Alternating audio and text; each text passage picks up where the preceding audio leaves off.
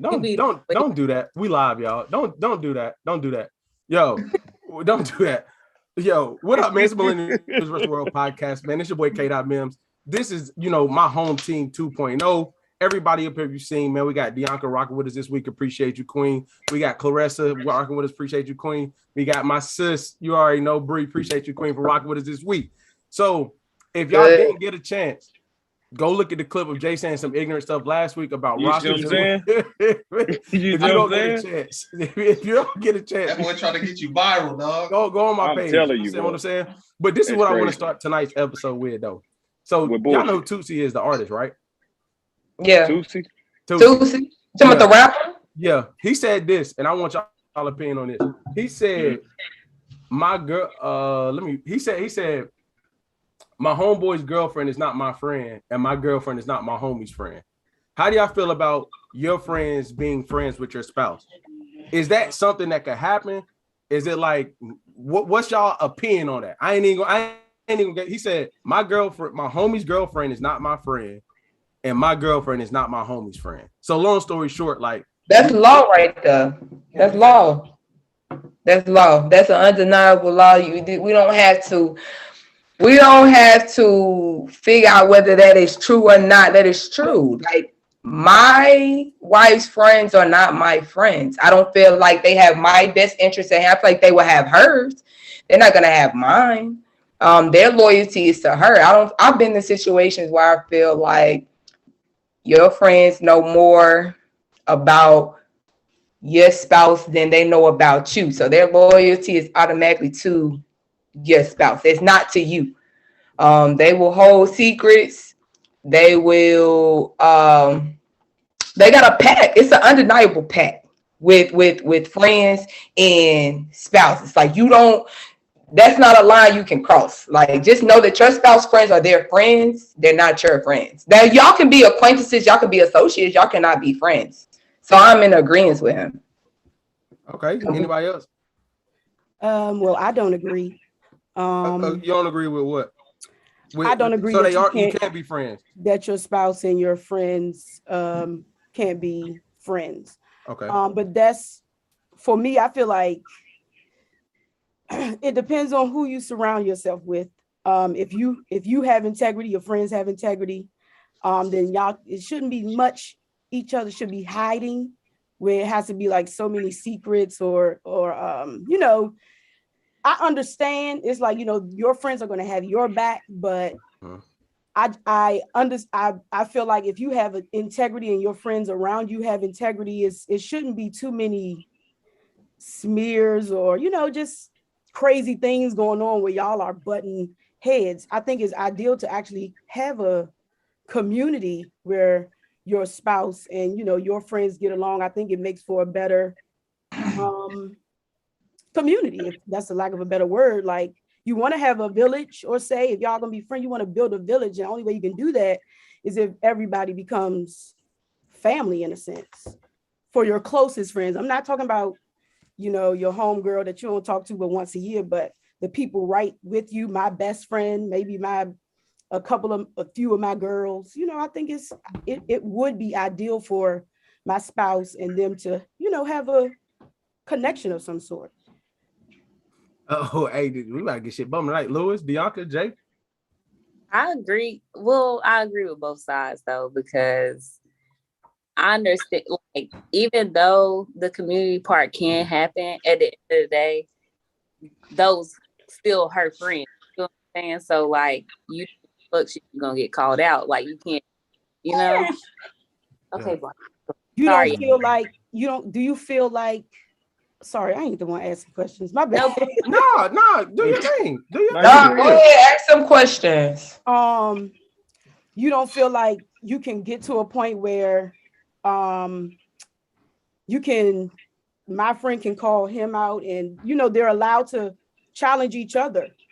Oh, hell no. No, not in a disrespectful way, but if you not even we like about to get challenge bumping each other, tonight, but boys. I mean, like, if somebody doing something crazy, they can be like, look, you want to check yourself, or is everything okay? I'm noticing something. Not talking about my personal marriage, but like in the group, within the group, if it's some turmoil or whatever, they should be able to kind of talk to each other, or I don't know. I'm an optimistic. No, I want to hear Lewis' opinion, bro. What you think, Lewis? After you cut Deonk off, go ahead. This nigga starting with me already. You see what I'm saying? I won't even be doing. I'm sorry, Deonka. Go ahead, because Jay made me. it should be like that. It should be to where. Sorry, y'all. My dog a little crazy. Good. It should be like that. It should be like we all brothers and sisters here. We all gonna have each other's back. We all gonna like push each other to be a better person for each other. So what if it's somebody that envies something in your relationship? What is this? What if it's something that this friend don't like about your spouse? You understand what I'm saying? And then they go bad mouthing the friend about their spouse. It's, you know what I'm saying? Like when you give I feel like this, you can be close friends with somebody, but when you give your friends too much leeway, then I feel like that could be a bad thing when it comes to saying like, oh, we should be able to call each other out. No, I don't. I feel like there should be boundaries and there should be laws and friends when it comes to your spouse being friends with somebody else. Like there should be a silver lining, like a boundary, like something we don't cross. Like you're not allowed to talk to me about my spouse. Like if we're all hanging out, if my spouse does something, you're not allowed to check my spouse. Like we're not that type of friend. You understand what I'm saying? Because I feel like if you give your friends too much leeway, then they're gonna take that and run with it. And then it's gonna cause friction in your friendship with your friend. That's why I say keep it separated and kind of have boundaries, because if you let that, if you say, we all friends, somebody could say something somebody don't like, and then it causes friction in the friendship. I agree with the boundary. I do agree with the boundary. Professor Blackstock, man, I want to hear your opinion, brother. I see you thinking. Oh, bro, that's because I'm hurting, dog. Because my wife lost her friend. And, sorry to hear that, bro. Sorry to hear that. Yeah, she was my friend. You know what? I'm thinking like it's weird because she and I developed a friendship because of my wife. You know what I'm saying? And I think that when you talk about real friends, like you share a common interest in that person. You know what I'm saying? Like I felt like, just speaking on her, she cared a lot about my wife, and I did too. And I think that was a common ground that our friendship started from and bred from. So anything that we did, you know what I mean, as far as developing and nurturing that relationship, or that we all it was centered around her, and that respect level was there, and it was boundaries. But it's like I think Pam and Martin, like I kind of think about that dynamic. You know what I mean? Like, yeah, they go at it all the time. Maybe they didn't like each other or liked each other, but then when it came time for him to get the wedding ring, that was a person that was with him. Things like that. So sure. I think it really depends on who that friend is, and I think that if as long as it starts with the common interest in that individual, that your spouse or whomever that is, and if they're a really good friend, they'll really respect that. You know what I mean? And it'll evolve naturally. Yeah, I agree with that aspect. If it depends on type of keyword, he said depends on what type of friend that is. Go ahead, Jay. What you think, bro? Bree, was you done? No, yeah, I'm good. Okay. I think I kind of agree with a little bit with everybody. Hey, nigga, you keep acting like I be cutting everybody off though. Go ahead though. You kind of did cut me off. Just cut him off. What are you talking about? You just cut him off. I know, I'll be funny. He was being funny. Yeah, he was being funny. Okay. Nah. Way to save him, Jay. Hey, listen, I ain't know that tonight, my brother. I'm clipping. Listen, remember, I'm clipping, bro. I'm clipping. Trust me, I know. I'm about to watch what I'm saying. Trust me. Right, nah, I really think it just depends on the roster. Joker talking with his So hands. with nah, all jokes aside, I think that it just depends on the relationship. Like it just depends on, like you said, setting those boundaries, understanding the quality of the friends. But I also do agree with Bree to a certain extent, because that loyalty lies with that person. So I see a lot of people that separate, they're not together anymore. And some of those people that you thought were your friends and y'all were cool and had that relationship, they don't even rock with you like that. And it's like, so the friendship was based off me and this person being friends. You know what I'm saying? I don't think that's cool. I respect that though, man. Like that's what I like. I agree. any friend, like there have been friends or people that's come into my wife's life that I didn't really care for. And part of that is because I kind of felt like they were using her. You know what I mean? That's just been my perspective. And with the people that I like, were people that I could tell that genuinely had her interest. Now, it ain't my place to tell her who she can and cannot be friends with. I just say, hey, I'm gonna keep my distance.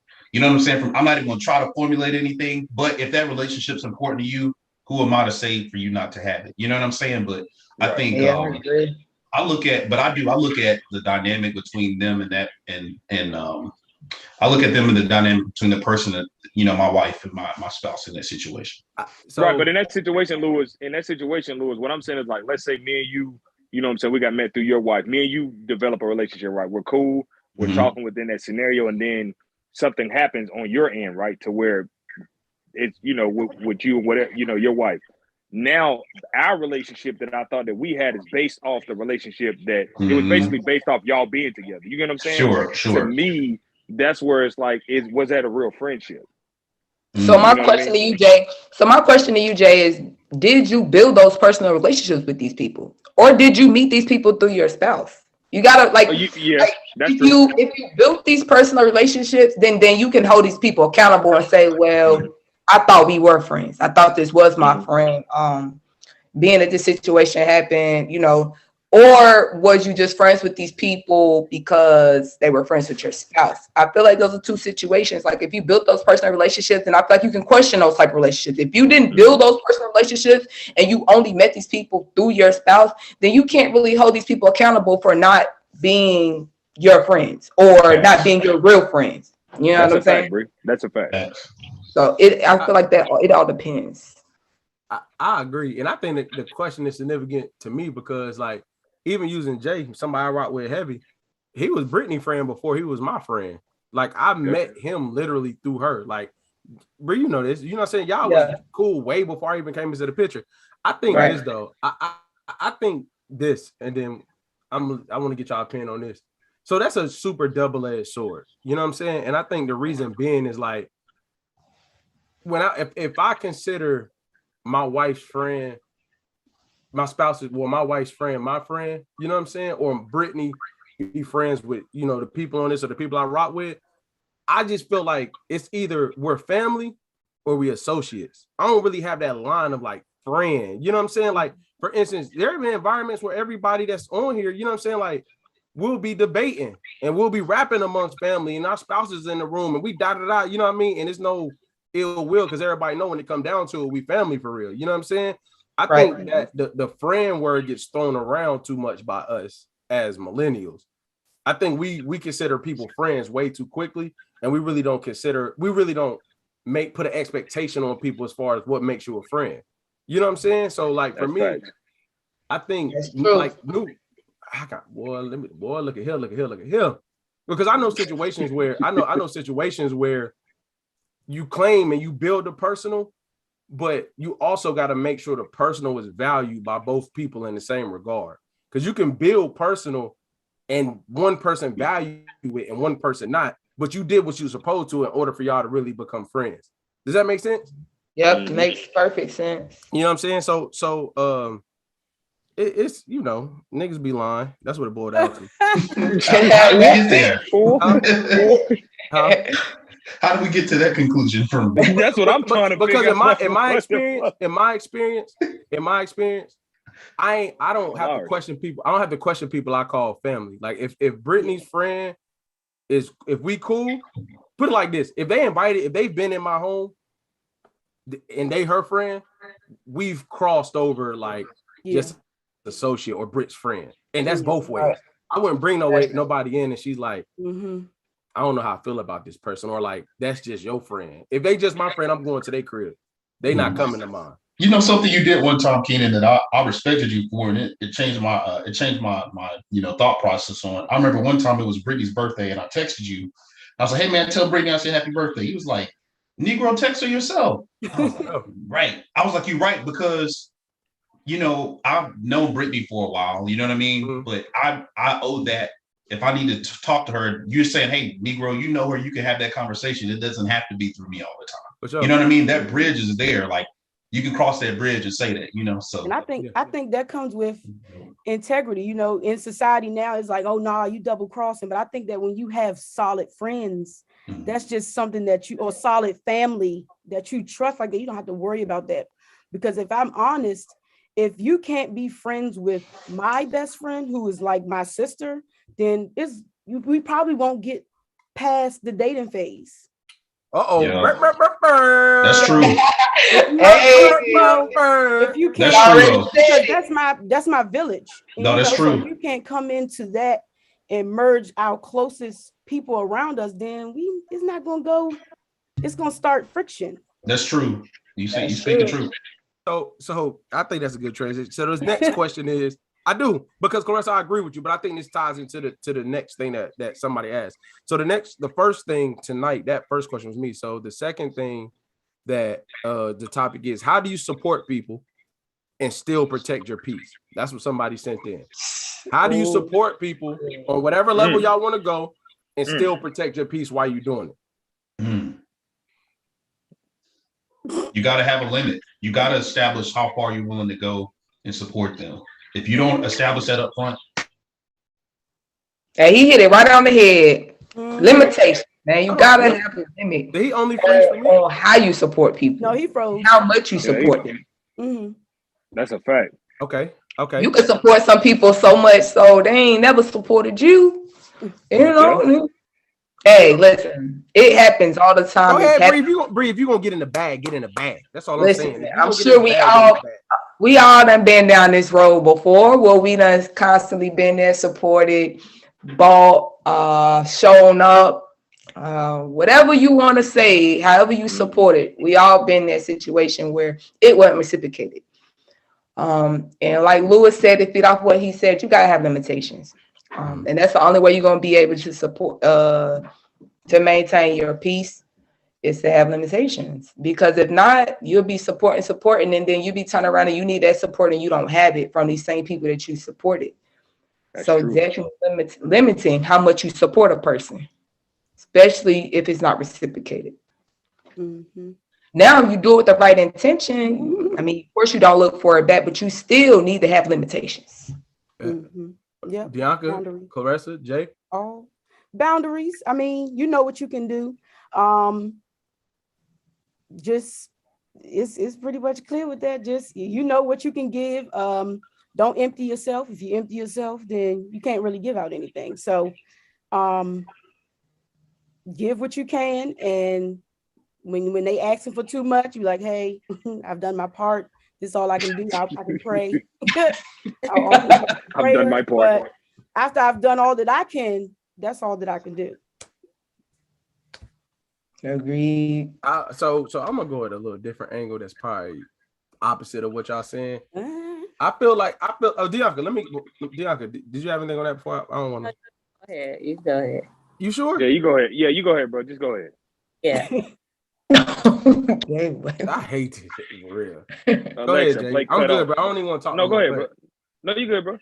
So I think for me personally, I have people that their supporting them helps me. Like certain people, there's not gonna be a boundary with certain people because how heavy I rock with you. Now, when I say not gonna be a boundary, that means like my boundary with any supporting is the support getting anywhere? Like if I'm supporting you and you're not doing nothing with it, and you just start to do the same things, or like I'm supporting you and it's like, what for? That's my boundary for people I care about more so than like my capacity. My whole thing is about time. Like if I spend 5 hours talking to you and I see the change, that does it for me. I'm good. But if I spend, it's a boundary. Where's the boundary though? You just said if you spend time and they not doing nothing, then that's your cutoff. So you have a cutoff. It's when you see that they're not functioning, they're not taking your advice. It's like you beating a dead horse. So it's like, all right, well, bye. Yeah, I'm just gonna stop. Okay, all right. She shut me up. Deonta, Jay. I ain't gonna. She got it. She got it. Because I really could go, but I ain't even gonna go. Just saying. She got it. She heard you. That ain't no boundary for real. But go ahead, Deonta and Jay. Nah, that ain't no boundary. That ain't. You can go ahead, Miss Deonta. Well, me personally, I'm a very supportive person. I'm gonna support everybody, but I know my limitations, my boundaries. Now, I have people in my life that are like, call me when something is going wrong with their life and need that encouragement and stuff. So I give that because I'm a to do that. But I have to create a boundary, like start not answering the phone. Because when it comes time when I need that same support, there. It's like they can't answer the phone for me when I need that support, but every time they call and need it, I can give it to them. So like it's creating that boundary, like she said. And that's hard when you want to support everybody. Agreed. Do y'all ever feel like adult relationships are just too complicated? They way too complicated. It's way too complicated. It's too much upkeep. It's too much maintenance. Like it's too much. It's too much. It's too much, man. I think it's too much because the expectations of everything around us are making it not simple. Like we have this notion of what a healthy adult relationship looks like instead of what the hell reality is. Like it's simple and plain. Like communication with each other, not lying, doing dumb. Like that's simple and plain. We're making it complex when it's not. So I think for me, that's the only issue I have with it. Like adult, it ain't that hard. Like, come on, bro. Like you understand what it is. No, I think that adult friendships, I just think it's all about who they are, who you are surrounding yourself with, because I love my adult friendships and I'm the type of friend. Did you make them while you were adults though? Did you make those relationships while you were adults? Some of them, yes. Okay. The majority of my close ones, yes. So I got a question. So are you the company you keep? Yes, I am. Are you the company you keep? Yes. Okay. So do you believe that in every aspect? So like, for example, like if I could be friends, I'm friends with strippers, right? Right?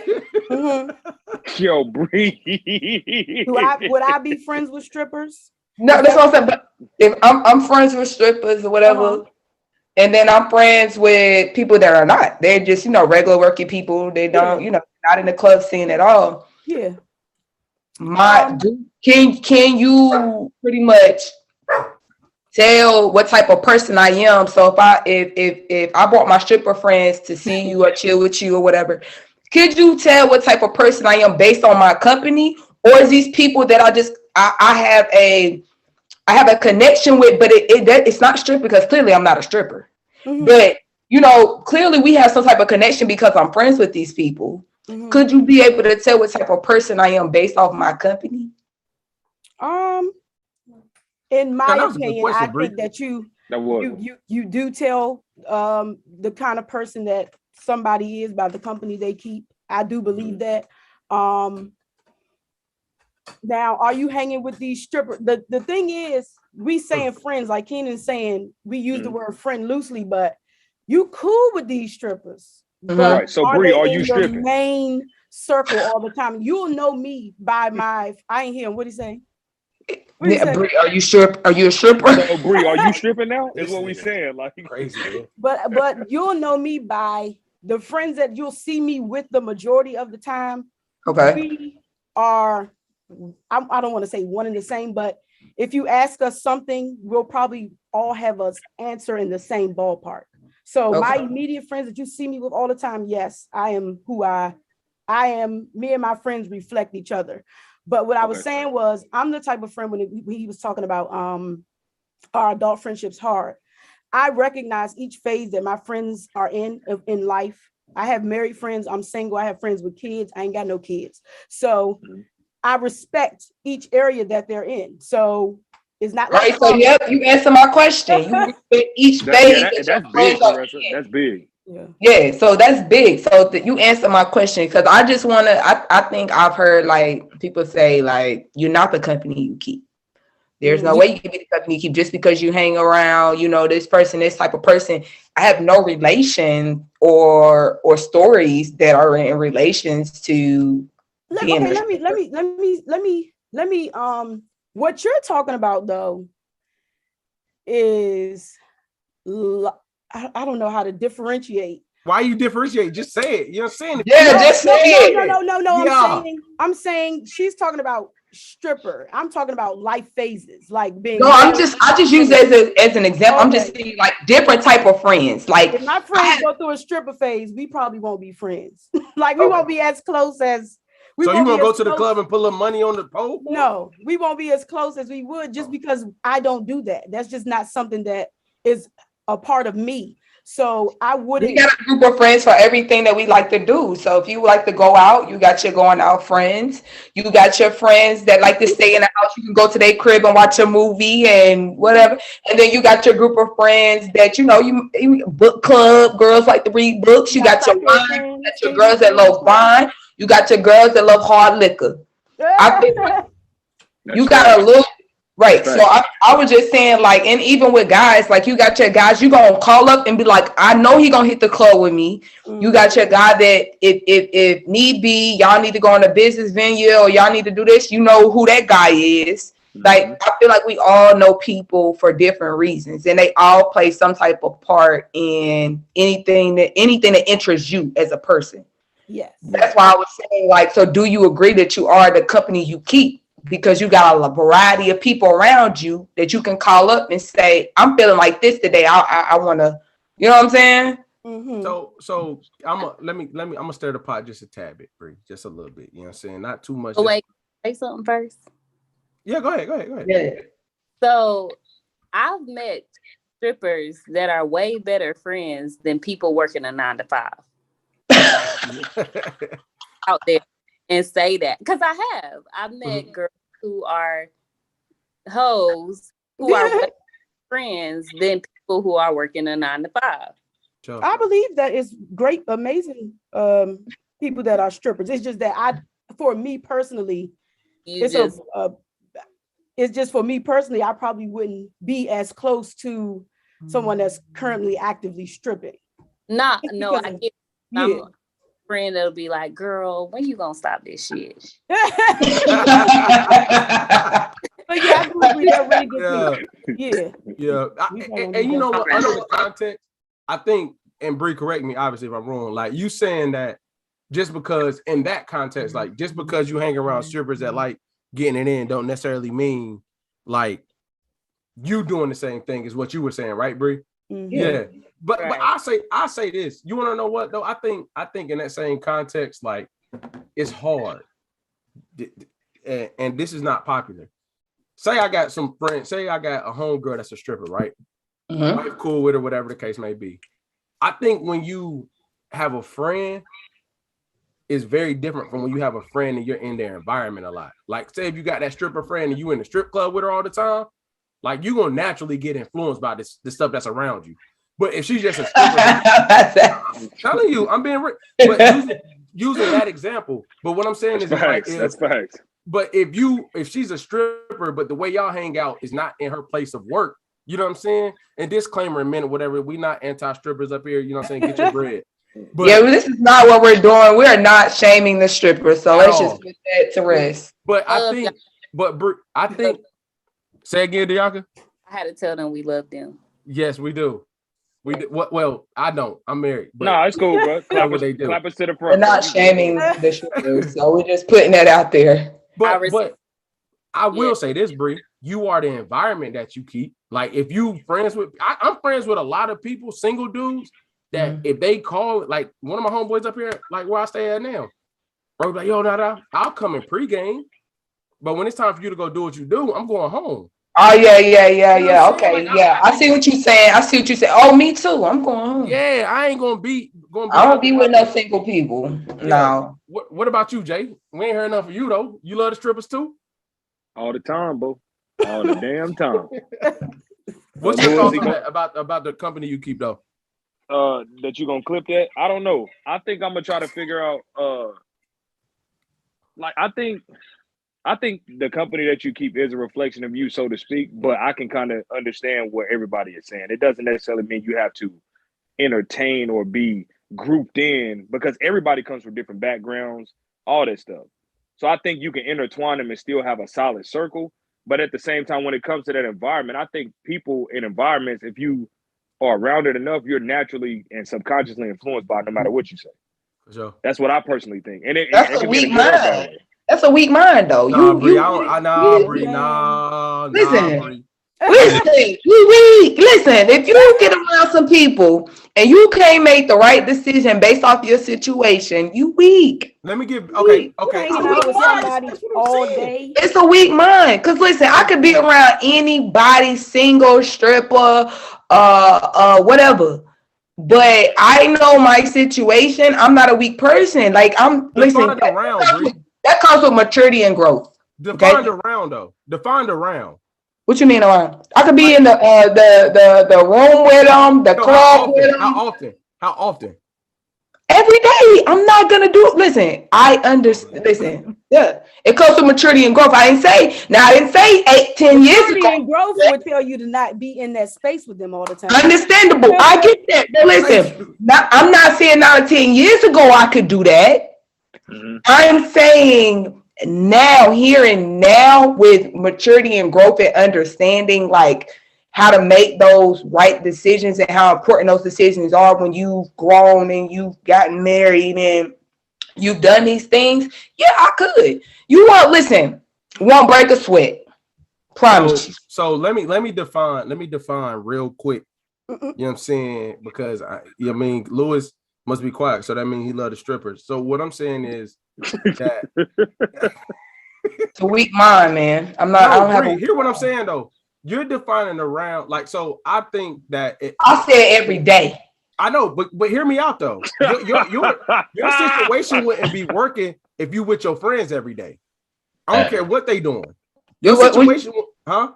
You said what happened? Like I'm saying, like if you're in a relationship, a marriage, and all, like we are, if you're with your friends every day, it wouldn't be working no way, no matter. Oh yeah, no, I can go out with my hang out with my friends every day. No. So hear me out though. This is the scenario I'm gonna give to you. What I mean by around. Say if so the same people I banged with for my last 15 years, I probably see them 3 times a year, right? Outside of those 3 times a year, making sure me and my wife vibe out, we do the things we want to do. If I was around if I was in the environments that are cool, that I do maybe twice, maybe once a season, if that was every weekend, no matter how strong your mind is, if you're doing that every weekend, you're going to get influenced by it. Oh, if you put it in that aspect, okay, I can see what you're saying, but I don't feel like that. Am I tripping, y'all though? Do y'all get what I'm saying though? Yeah. Yes. I see what you're saying. Like I'm there with you, but so Bree, if that stripper just hit you in the face every Tuesday, bye. It ain't gonna do it. Every Tuesday. You understand what I said? All right. The next one we have is answer or say again. Answer or you good? Lewis? I'm sorry, Lewis. What about you? The company you keep? I didn't know if he came back or not. I had to switch my screen. I didn't know if he came back or not. I thought he came back. Looks like he came back. No, he coming back in. He not because he's trying to get back in. But okay. The next question is, as Black millennials, do y'all feel like Black millennials are struggling to keep up with cultural changes? Do y'all feel like Black millennials are struggling to keep up with cultural changes? I got the first one of a cultural change. So our first Black cultural change that I think is trash is dating, getting to know people, music, friendships, careers. I think all those things we struggling in on the level 10. And I don't want to be too talk heavy right now, but no, go ahead, bro. Talk your No, when I hear cultural changes, like let's use dating real quick, right? Mm-hmm. Like social media. Let's talk about it. Social media is eliminating getting to know people. Like you gotta scroll through, you know what I'm saying, timeline to see like what they about. And no matter what they represent, that representation that they put out about themselves is going to supersede. You already have a first impression before you even go see this person. Mm-hmm. So like that's it, man. You just said it right there. Just leave it right there. You know what I'm saying? That change ain't. You already got the whole picture and the vision in your mind of what this person is before you even had a real conversation with them. And that is real. Like that's pretty much how dating goes now in today's time. It's probably gonna be like that generation to come because this is social media, and that's how social media has ruined pretty much like the dating scene for people, single people anyway, coming up. You just pretty much get this perception of this person, and that's what you go off of. And when they not that, you pretty much like, I thought you was this. I thought you looked like this. You get what I'm saying? They got the makeup on, they got this on, they got the design on, they got whatever it is, and then you just see them in a plain element. And if it's not that picture on Instagram, Facebook, Snapchat, then you already like, I need to go and find me something else. Like, this ain't what I thought it was. So it's completely ruined the dating scene for sure. Carissa, what you think? I see you over there thinking. What? Has it ruined? I think for the majority, sure, these cultural changes, people are struggling with them. I do my best to ignore social norms, as you know. Okay. And I stick to, you know, my own, not my own, but I stick to my beliefs and how I choose to live my life and choose to approach dating. But as a whole, I do believe that it's a struggle for especially dating. I mean, like you said, it's a struggle out here because everybody's trying to be this goals or be this and do what they doing, and nobody knows themselves. Nobody wants to work on just, you know, everybody just skipping steps. You right, girl. They done skipped a lot of steps, didn't they, Clarissa? Yeah. Jay, Bianca, Lewis, and any aspect of culture. I don't gotta just hit on dating. Oh, well, let me say the next one, then y'all gonna be. Oh, Bianca, wait, well, even working. That's what I'm about to get on next. People, I think this for us. Are we? We're millennials. We're millennials, right? Yeah. I think. I was like, am I a baby boomer? Nah. Yo, go ahead. Get out of here, man. Like what? I'm a baby. No, I'm kidding. Yes, ma'am. I think the working scene is difficult to keep up with now. It's especially transitioning from us to the next, because where we may have had a little bit of balance of how to work even when we don't really enjoy what we're doing. I think that now is easing into that, let me quit my job because I don't like it with no backup plan. So I think the struggle now is people figuring out, hey, maybe let me keep my job until I find something that I can, not saying that jumping out there is a bad thing, but it's just no, as soon as I'm uncomfortable, I need to go. It's not no working through anymore. So I think that may be a little bit of a challenge that people are struggling with, just kind of jumping instead of working. Yeah, I agree. I agree with that. Just to piggyback off of that, with jobs and relationships, you know, with all of that stuff, I think it's being normalized that it's like the first sign of anything is just like, oh, okay, you're unhappy at your job, I'm about to leave tomorrow. Like it's not like thought through. It's not like, okay, like you said, let me find another job. It's just more so the perception is being put out with social media and everything is like, life is so short. You got to be happy with what you're doing right now. You know what I mean? So it's like, if you're not, let me start a business. Yeah, like I'm working a great job, a 9 to 5. Then I see on social media somebody got their own business. All right, I'm quitting tomorrow. And it's like, you can be ambitious, but you also have to have a plan with life. You still got to plan out stuff, because at the end of the day, some of these people are just jumping without a plan, and then you're just like, oh, okay, well, it didn't work out. But social media is letting us feel like that, oh, the next best thing is coming up. And that's not always the case. Right. So you said something that resonated with me, because I was thinking about the career and everything, because I jumped around in my career, right? But that keeps you competitive, one, and it allowed me to scale the pay scale as well a little bit faster, a little bit more. But that was my plan. Like, I had an end goal. Hey, I wanted to get to this place in my career, or this point salary wise. And I think in a relationship, you got to go in it with intentions. The reason that I feel like my marriage, and we'll be married for 10 years in May. Congratulations. Shameless plug. I see you, boy. Hey, bro, that's an accomplishment, man. I'm really proud of that. And I think what that's rooted in is that we came into, our plan is to be together. Like, we constantly talk about growing old together. That's what we want to do. And you know, and en route to that, there are challenges and things that are going to come up. But ultimately, our plan is to get to that point, right? Our plan is to die together. So that's where the jump, that's where I'm not afraid to jump or to stay. You know what I'm saying? Because it's easy to do that when things go wrong.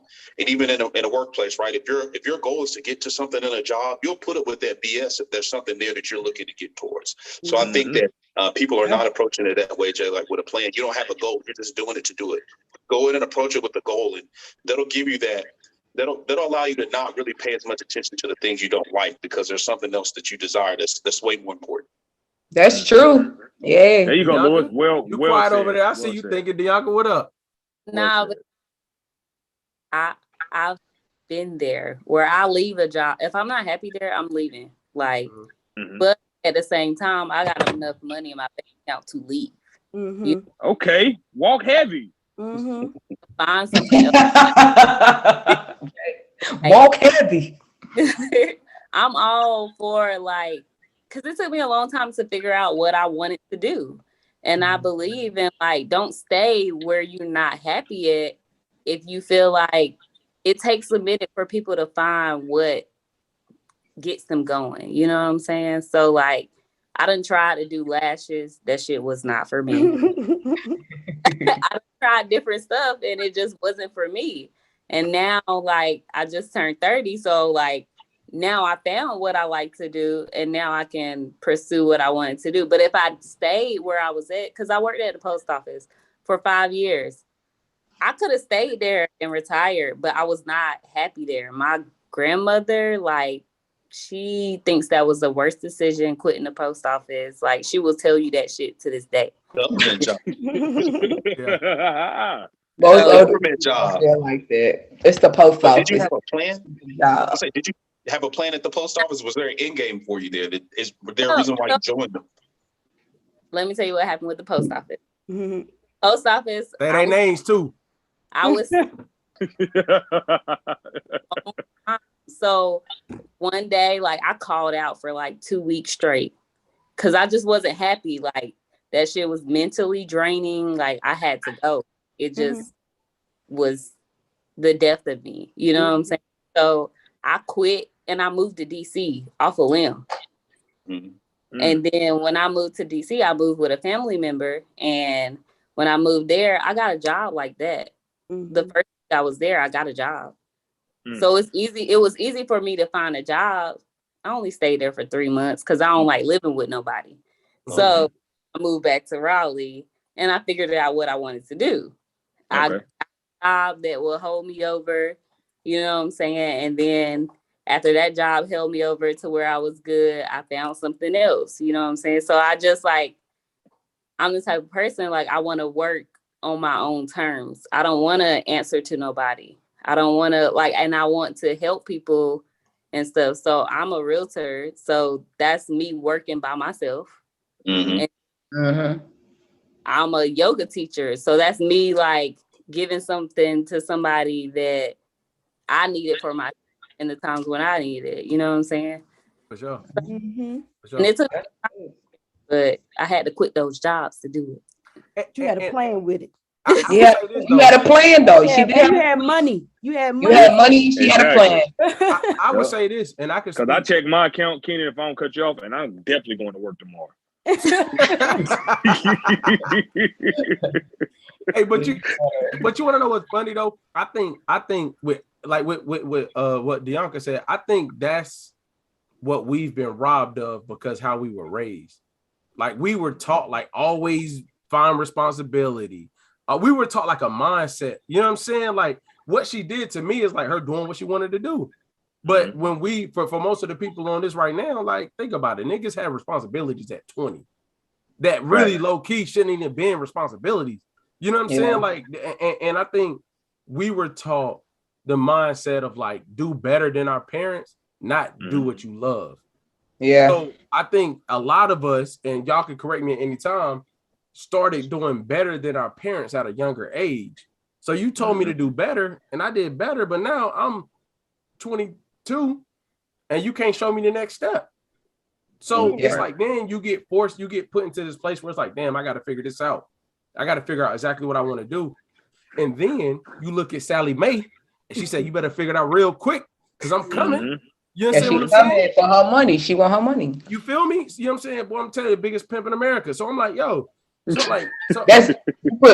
big Sally Mae. you understand what I'm Big saying? Sally Mae. But I think millennials were taught mindset, not skill set. And Lewis, based off our conversation we had a couple weeks ago, it was like, I gotta give him credit, bro. This dude may be one of the sharpest people I may know. You know what I'm saying? Like, speaking of Lewis, but like I really believe like we were taught that mentality to eat and get what we need no matter what, but we were not taught to value our skill set and realize we can get paid off that shit. How we want to really get paid off that joint. You understand what I'm saying? Yeah. So I think that's a cultural thing we're struggling to keep up with these kids now.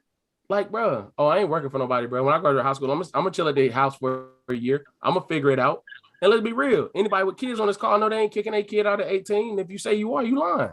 No. Yeah, I'm not. I think, but I think that we. Yeah, no, I'm I not. think that we give up a. I think that we have found a way to. Millennials have found a way to find happiness in what we do on our own way. Now, my mother told me she didn't teach me to.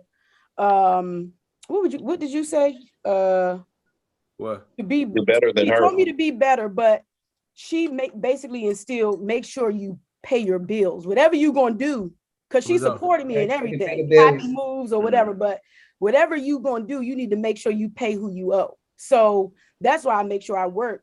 But I think that with the next generation, they may have the mindset of I want to be happy, but they don't have. I feel like they forget about paying the bills. That part and the work ethic. Work ethic. They don't have the work ethic. Yeah, it's like you want to be a YouTuber, but you don't understand some of these YouTubers or TikTokers that you see. They worked hard to get the exposure. It's been years.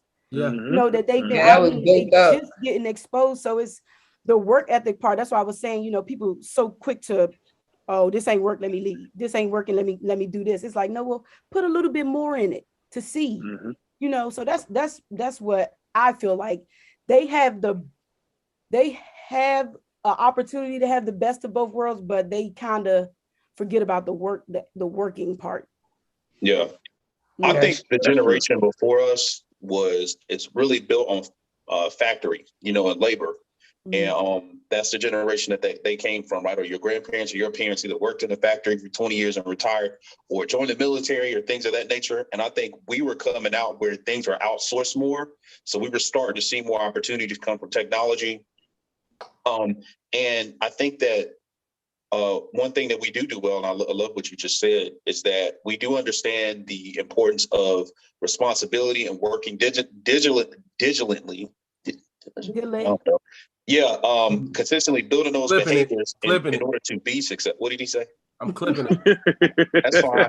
Diligently to be successful, right?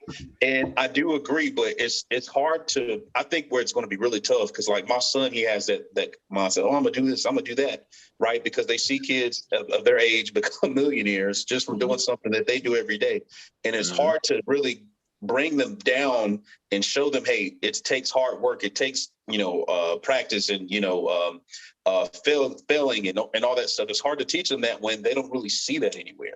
It's really hard. It's really hard to see. You could go viral and it could change your life.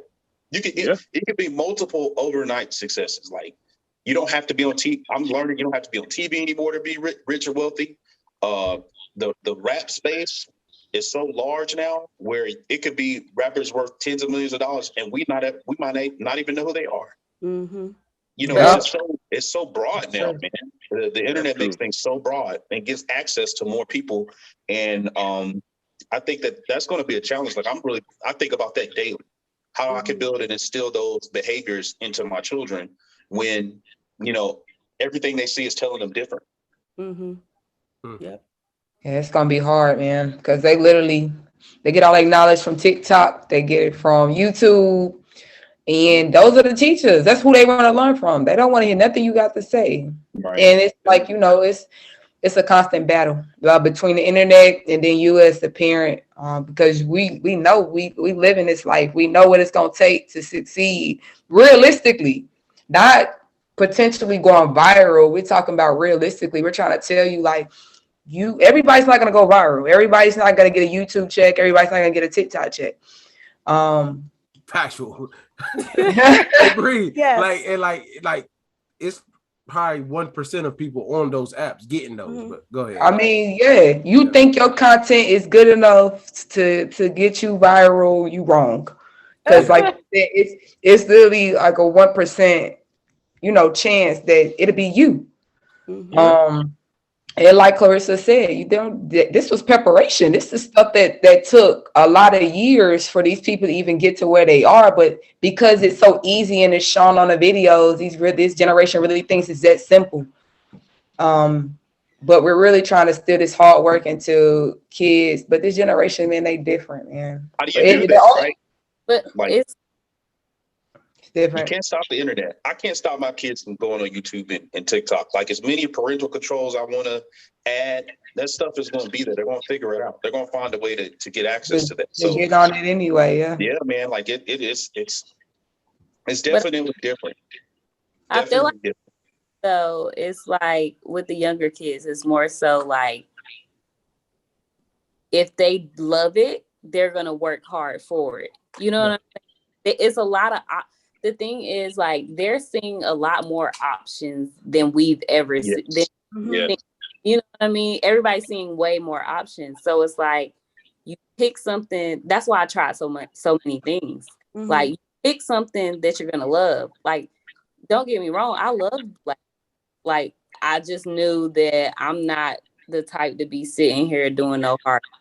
I work on the computer, but I'm not bending over doing lashes. Like that's just not my thing. I'm gonna quit after so long because my back gonna hurt. You know what I'm saying? Yeah. But can we all agree that this generation is way more spoon-fed, spoiled than we are?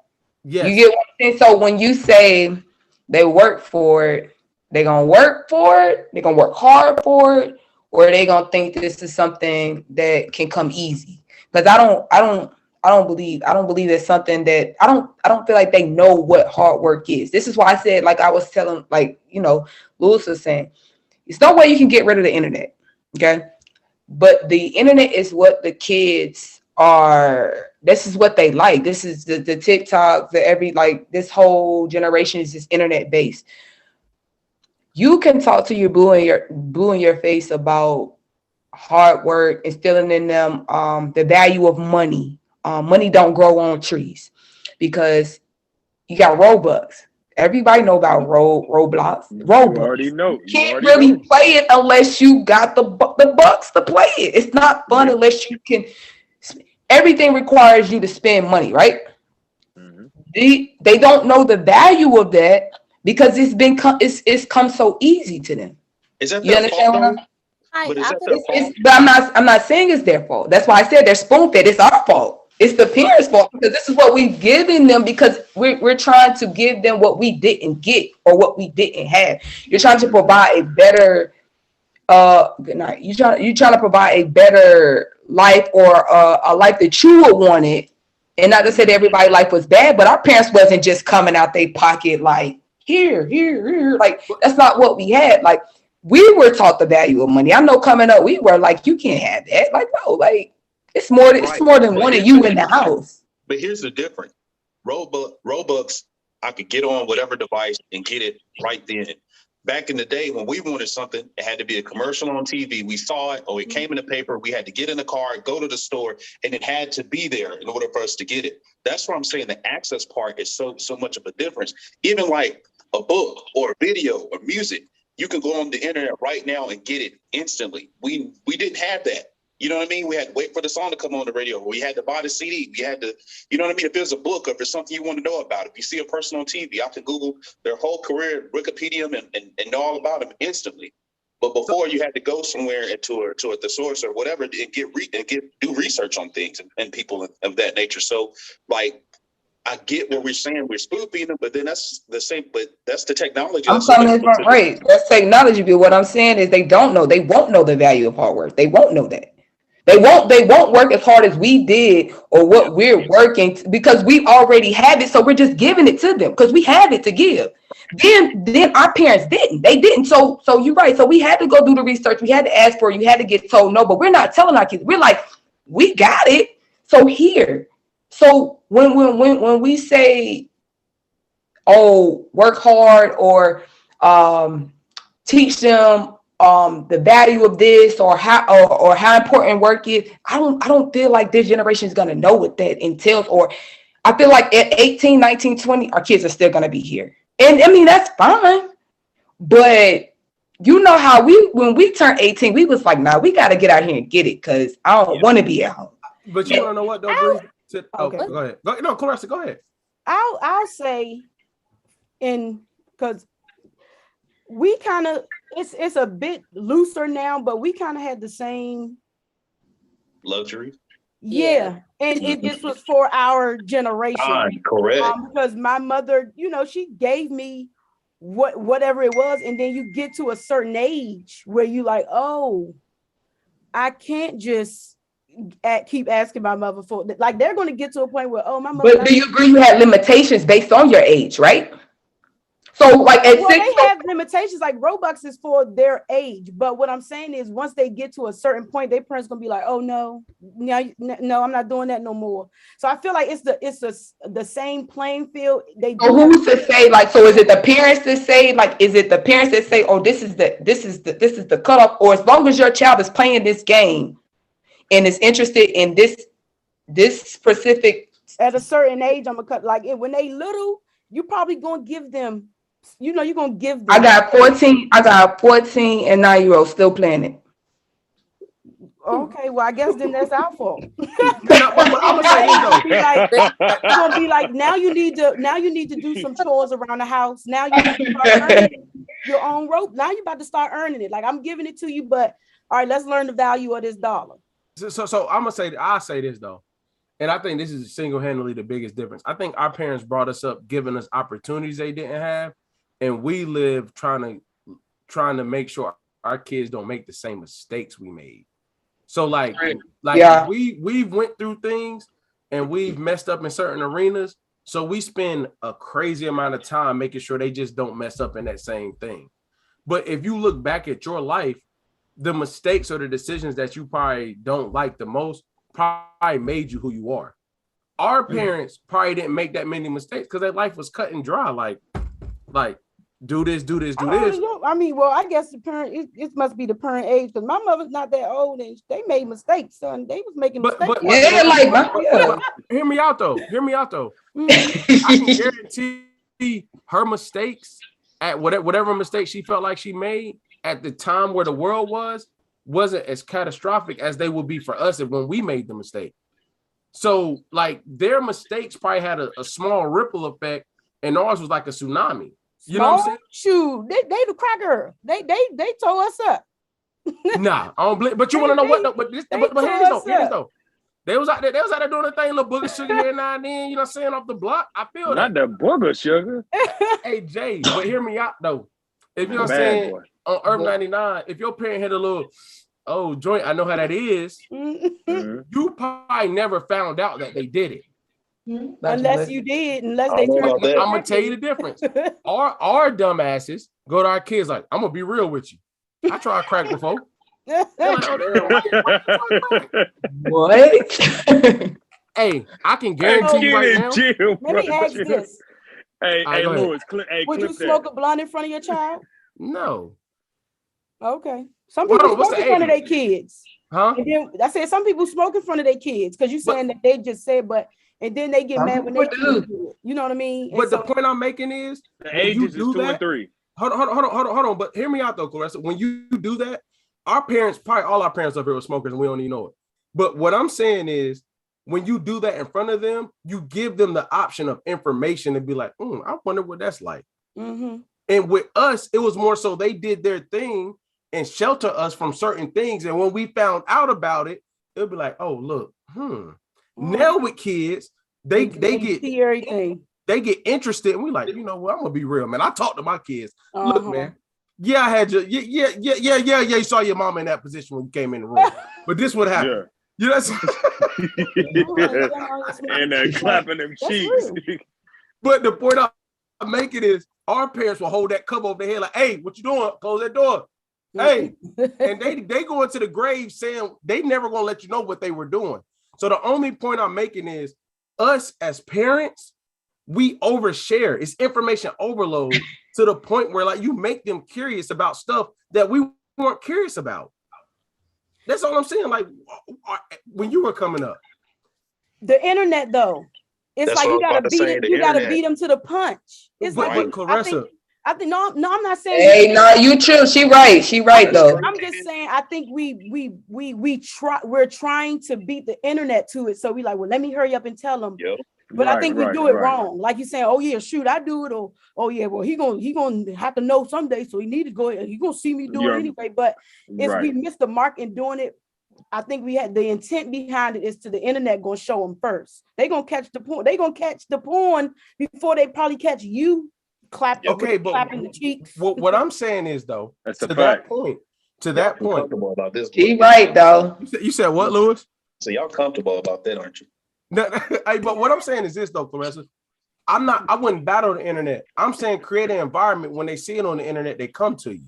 Yeah. Versus you trying to finesse the internet before it happened, and you say like, yeah, I'm gonna tell you. And I'm like, let me see what that look like. And then you look they search bar, and they got, you know what I'm saying, Playing Booty chapter 38 on their joint. Now you got to figure out why they searched that exactly. You know what I'm saying? Versus you got a relationship with your kids. You talk to them, they see something that they know doesn't align with the values and morals that they're being raised by, and they're like, hey, I saw this, what is that? And then you had a conversation. Okay, and we just out here like, take this, take that, take this, take that, and then they go get curious and we say, oh, the internet. Like, what you think? Well, you know what I'm saying?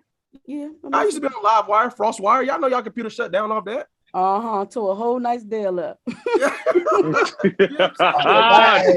Y'all wilding. I was downloading music though. Yeah, download music. That's what I was doing. Download music. You was downloading music. They have more stuff like that on LimeWire? I didn't know that. I didn't know that. I thought I was doing it for music for sure. Oh, Keenan. Oh yeah. Nah, Keenan was on something else. Hey, next question. Next question. I'm like music. I always love music. Hey, did y'all see how when I said Jay, you was downloading music? Jay act like he froze. This thing done damn froze. Hey, I don't know about none of that shit on the LimeWire, bro. I'm good. But all right, so the next one. I think I know we're gonna get into it with this crew. Somebody said, why do you think we're so quick to judge our own, but we don't judge others that fast? Because we feel like our own are a reflection of us.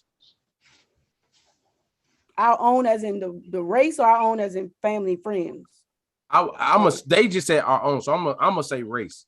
Okay. I'm gonna say race. Say that again, what you said, Lewis? We feel like our own is a reflection of us. That's a good one. So they feel like your culture do what your culture do. Like, that's why pretty much, like, you see it on the internet all the time where they like, our people do this, our people do that. And then somebody else, another race does it. And then it's like, they trying to crucify, they point fingers, they judging. But it's basically, what Lewis said. It's like one band, one sound. So what? So I'm gonna do it. We take the credit for stuff. When you see a brother run, you be like, "See, we all fast." Or you see somebody, dancing. See, that's how we do it. You know what I mean? So you take the credit. So when things don't go that way, you like, "Damn, why you doing it? You making us look bad." You know what I mean? So that's the ownership. I'm gonna be quiet on that one. Mm-hmm. Are we more forgiving than our own? That man said he gonna plead the fifth. Say what you said, Clarissa. Not Brian. Are we more forgiving? Like, is that like where the question is going? Like, we're very hard on our own, but we forgive. So like, we just kind of, or do we just let it roll off our back? We don't care. We way more forgiving. Mm-hmm. See, I'm gonna use it in a different context. I think with black businesses, we not. Ooh, Jay. Hey, Jay. Black businesses. If you gonna go down the bag, go down the bag though. I think we're so quick to critique that because our standard of business is set by white people and by other races because it's been that way for so long. And it could be because we didn't have opportunities for that. So that was our blueprint. But now the and a lot of it goes back to because they didn't have the business before, they don't know how to run it. So you get some of these people that are unprofessional. Like if you supposed to show up to a photography event, or for me as a DJ, I'm supposed to show up there at 5:30 and I'm pulling up at 5:50. Mm-hmm. And it's just like, and then a lot of these people, it's just like no explanation behind it. Like, it's just like, yeah, I'm here though. As if I should just be happy to be blessed with your presence. Like, nah, motherfucker, I paid you at 5:30. Like, so I think that the expectation, maybe the pressure of being a black business owner is that what a lot of people fail at. But I think that we're not fair to black business owners for sure. But Jake, I just want to ask you a specific question on what you said. Would you, when you say, would you get that same amount of grace if you were actually late for a legitimate reason, or it wouldn't matter? But as soon as you late, it's because you're a black business. It's gonna be put on me that I'm late because I'm a black business. Like, oh yeah, see what I told you? They on CP time. That's my issue though. Like, it's no way around it. Like, even if I'm late, the same person that's late for whatever reason and another person that's late for a legitimate reason, they're judged the same way. It ain't no leeway right there. You understand what I'm saying? That's why you have to overly, you have to put that. How do I want to say it? You have to basically go above and beyond as a black business owner because you have to set the expectation high. I don't think that's fair because I think that that's not an even playing field. But to be honest, black people have never had an even playing field. So why the fuck we gonna start complaining about it now? You just gotta understand the game and then go ahead and work it that way. Mm-hmm. What's you all's opinion? Because I don't want to be too talkative. Do you think that if you show or over communicate, like with the late situation, if you show the compassion and like, I really do apologize, and you show that you are like, do you feel like you'll still get because she black? Or if you come in and you late, legitimately late, but you act like it, like you act like, hey, this is not my intent, this is not how I do business, I apologize, and you kind of compensate in a way. We miss out on customer service a lot.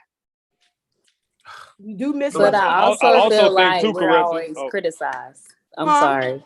Oh no, you good. Go ahead, Bianca. No, go ahead, Bianca. That's facts. Go ahead. Yeah. Nah, I feel like we always criticize. I feel like it's just like always something. I could make the same mistake as somebody else, and just because I made that mistake, somebody got to turn their nose up right then and there. It's like people don't give black people, black businesses enough grace. You know what I'm saying? It's like, it was traffic on the road. I gave myself time, but then it was an accident. Like, I was a little late. Like, just be thankful. I'm not saying like, oh no, arrogant stuff, be thankful that I'm here, but it could have been me in the accident. You know what I'm saying? Like, and I feel like sometimes we're just criticized so much instead of like people being like, I'm glad this person is even doing this. You know what I mean? Like, he's successful, this, that, and the third. You do one little thing, like going to a restaurant. You go to a black restaurant. Everybody's gonna nitpick everything about that restaurant. This is facts. Everything. But if you go to another restaurant, a white restaurant, like, people not nitpicking. They might say something, but it's not nitpicky. You know what I'm saying? I cannot wait for Lewis's response. Boy, I see them wheels. I just be thinking we missed the customer service mark though. Like, it's okay to make a mistake. That is true. We don't show, like, I went to this restaurant, black owned. I was very excited. But the way that we had a reservation, the way that they you gonna say their name though? I ain't gonna do it. That's my But don't say it, girl. He trying to make. Louis get so mad at the way I am sometimes. He gets so mad. He be trying to get people in trouble. They ain't gonna sue her, man. Chill.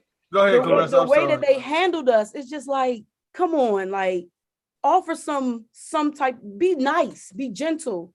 Like, you see, like the thing was, we had a reservation. I don't know how they booking. I think whatever the booking way they have is a little bit off. And I'm like, you're new, you're still working on it. Fine. But it's like it was below zero that day, and they was like, yeah, but y'all can't stand right here, so y'all got to go outside. Huh? Like, we're here for our reservation. It's 15 minutes later after our reservation, but it's like we've parked all the way up. So it's no way that we're trucking up in these hills all the way back to the car. For as soon as we get to the car, you say, oh, we ready. But now we have to stand outside in the freezing cold. So it's just how you handle. I run a business and I got patches. Sometimes the patch may raise. Instead of me being like, all right, well, oh, well, it's like, okay, well, you know, if you want to bring it to me, I can fix it, or I can get you a different one. You know, you got to do that customer service. So, and we miss it. I'm gonna say That's this. right. But that be in management too, though, because like sometimes people just hire people. You feel what I'm saying? Boy. Just because of how they look, or just because of this, that, and the third. But I feel like there needs to be a cutoff. Like, if I own a restaurant and one of my servers got an attitude problem, you're out the door. You gotta go. I don't give a fuck who you are. Like, you had an attitude with these customers. If you was having a bad day, you should have said something. Or anything. Like, that's in the way you run your business. As a Black-owned business, like, you have to run it better. Like, because a lot of Black-owned businesses, like, they'll hire people like, oh, that's such and such cousin, I'm gonna just hire her. Like, and I'm gonna keep her on because she makes some money. I want her to make some money, this, that, and third. No, like, she had an attitude when somebody came in here 3 days ago. Then she got an attitude again today. Like, no, she needs to go because that's hurting your business. So it's all about, it is about customer service. And like, I feel like with the owners of the business, you need to do better with your employees. Agreed. Absolutely. I'm gonna go. Agreed.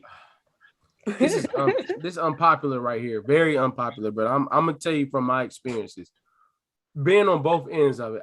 Because I have things going on myself, I'm very slow to judge other businesses. However, I have realized this on my journey. There's a significant difference to who we target versus who can afford us. And when you target people that can't afford your service, you tend to deal with more critiques.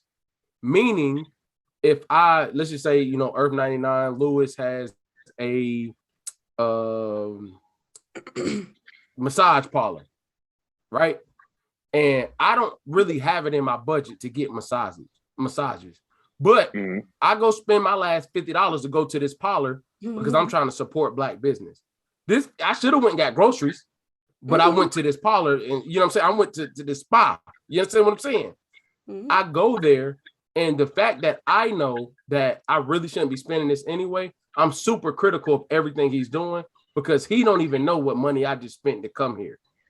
That's living outside your means, and that becomes a projection problem. But Caressa said that we're more emotionally attached to that dollar. Yes. We're more emotionally attached to that dollar. So we have, I get what you're saying, Ken. Because I've been in situations where you, as a photographer, you in a debate about your price. And I'm like, and then I've been in situations where they're like, hey man, can you hurry up and send the invoice over? We trying to pay it. It's a different type of situation. You know what I'm saying? People that have budgets for things and the people we want to support us, we got to understand. People like, oh, your price went up, it's free. There are certain, believe it or not, there are certain patches of the community that we should not charge because the goal should be bigger than getting money off them.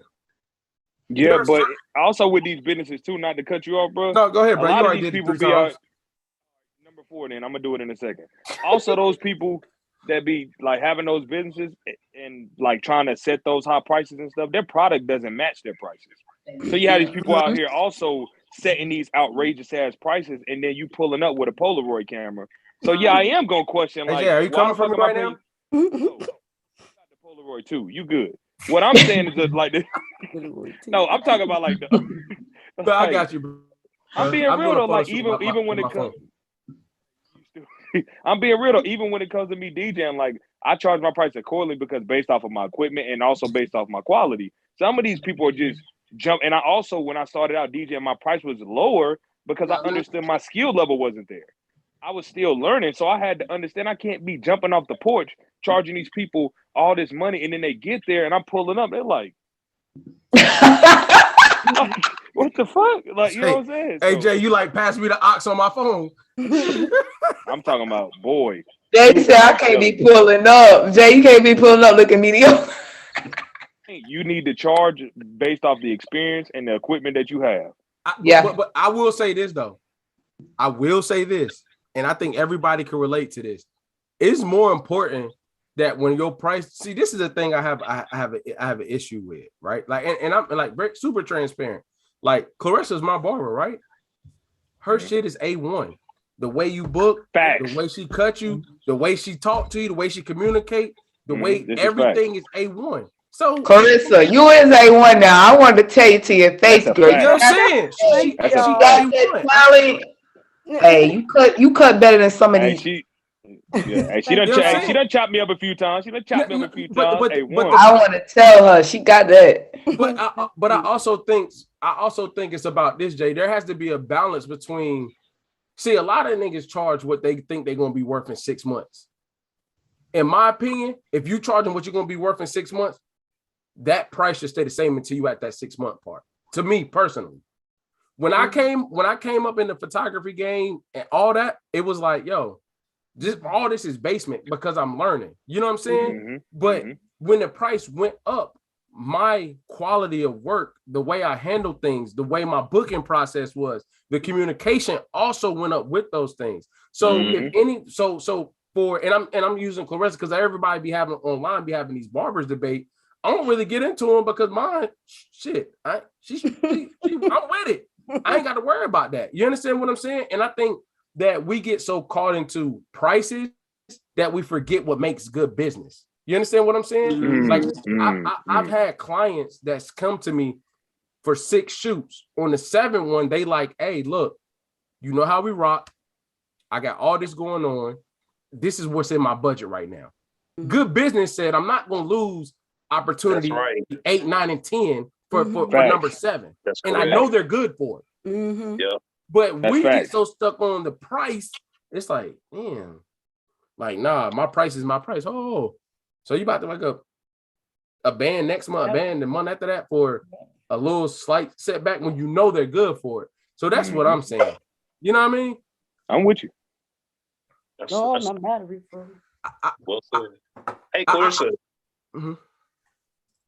What's up with the barber game? Like, when I moved out here to Charlotte, where I am now, like, everybody's charging $40, $50. And not everybody can cut that well. Like, I don't understand. Sorry. Text him and tell him, can y'all hear me? We can hear you. Yeah. Okay, because my joint died. I didn't know if I could still be heard. Yeah, you good. You just booking appointments. We good. Okay. We can see you now too.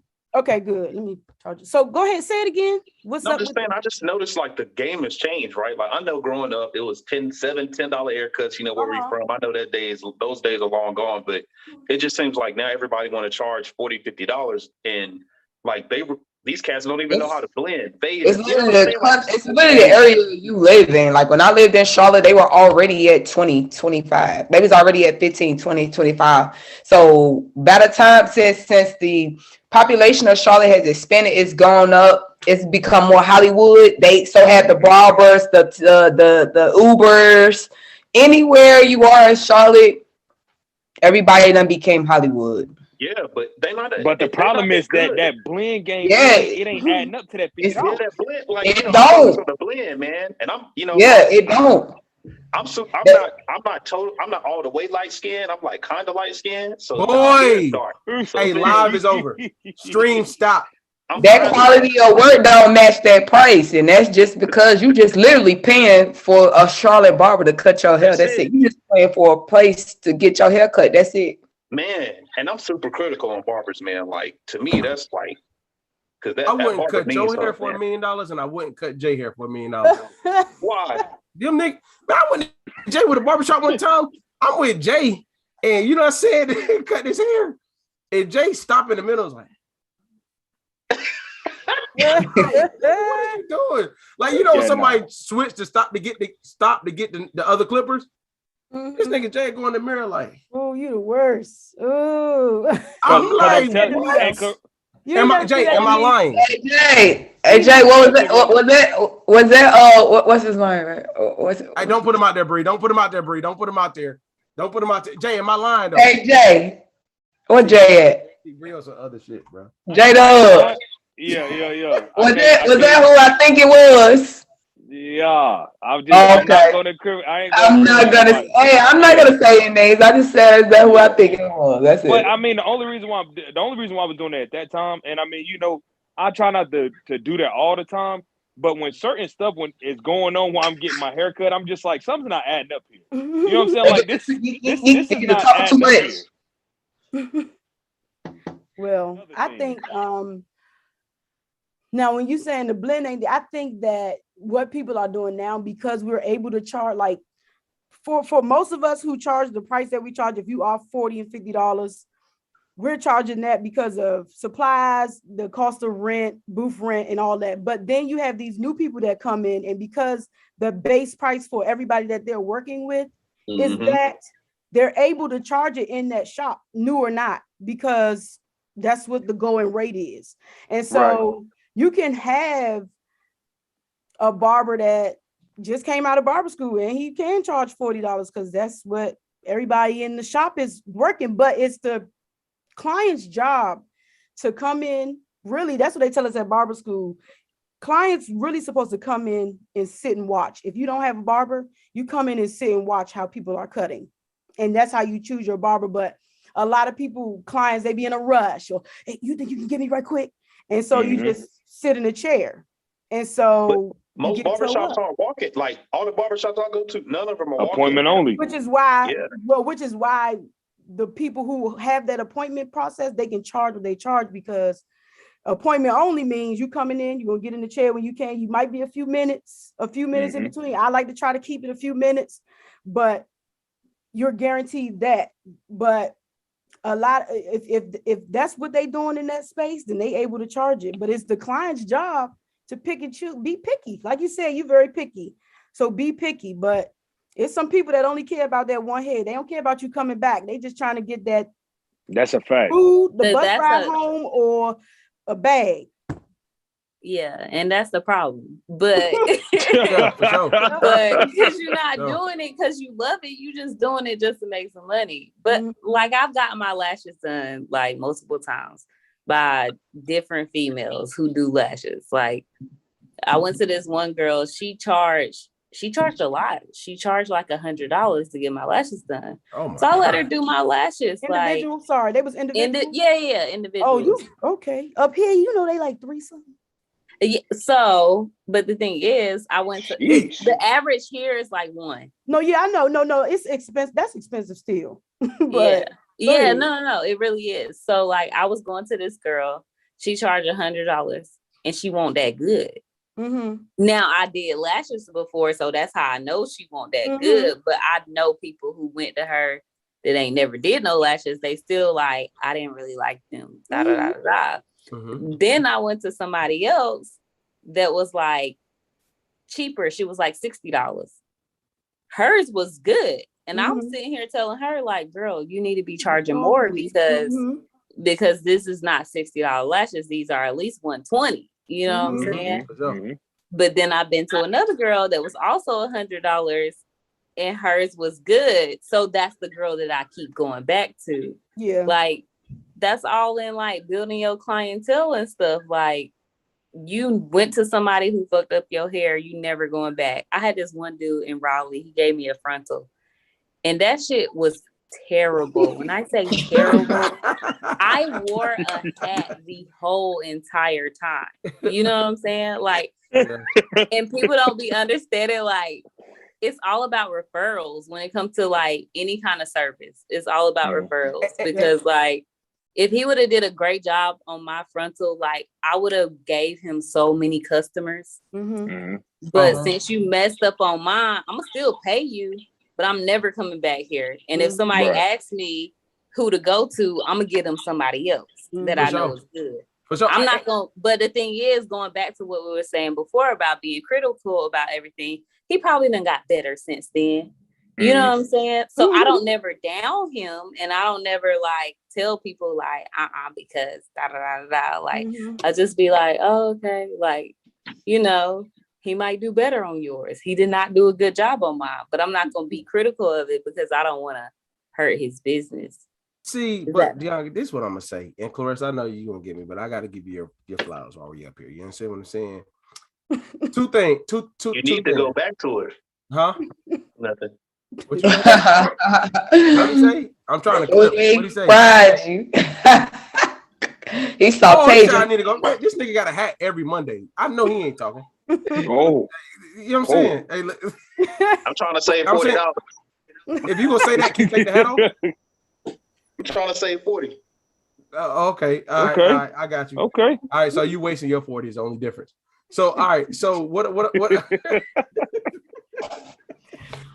But no, what I'm saying is though, with the price, right? The price is what it is, right? I think the difference is with my specific situation, Deonka, that makes her better than the rest.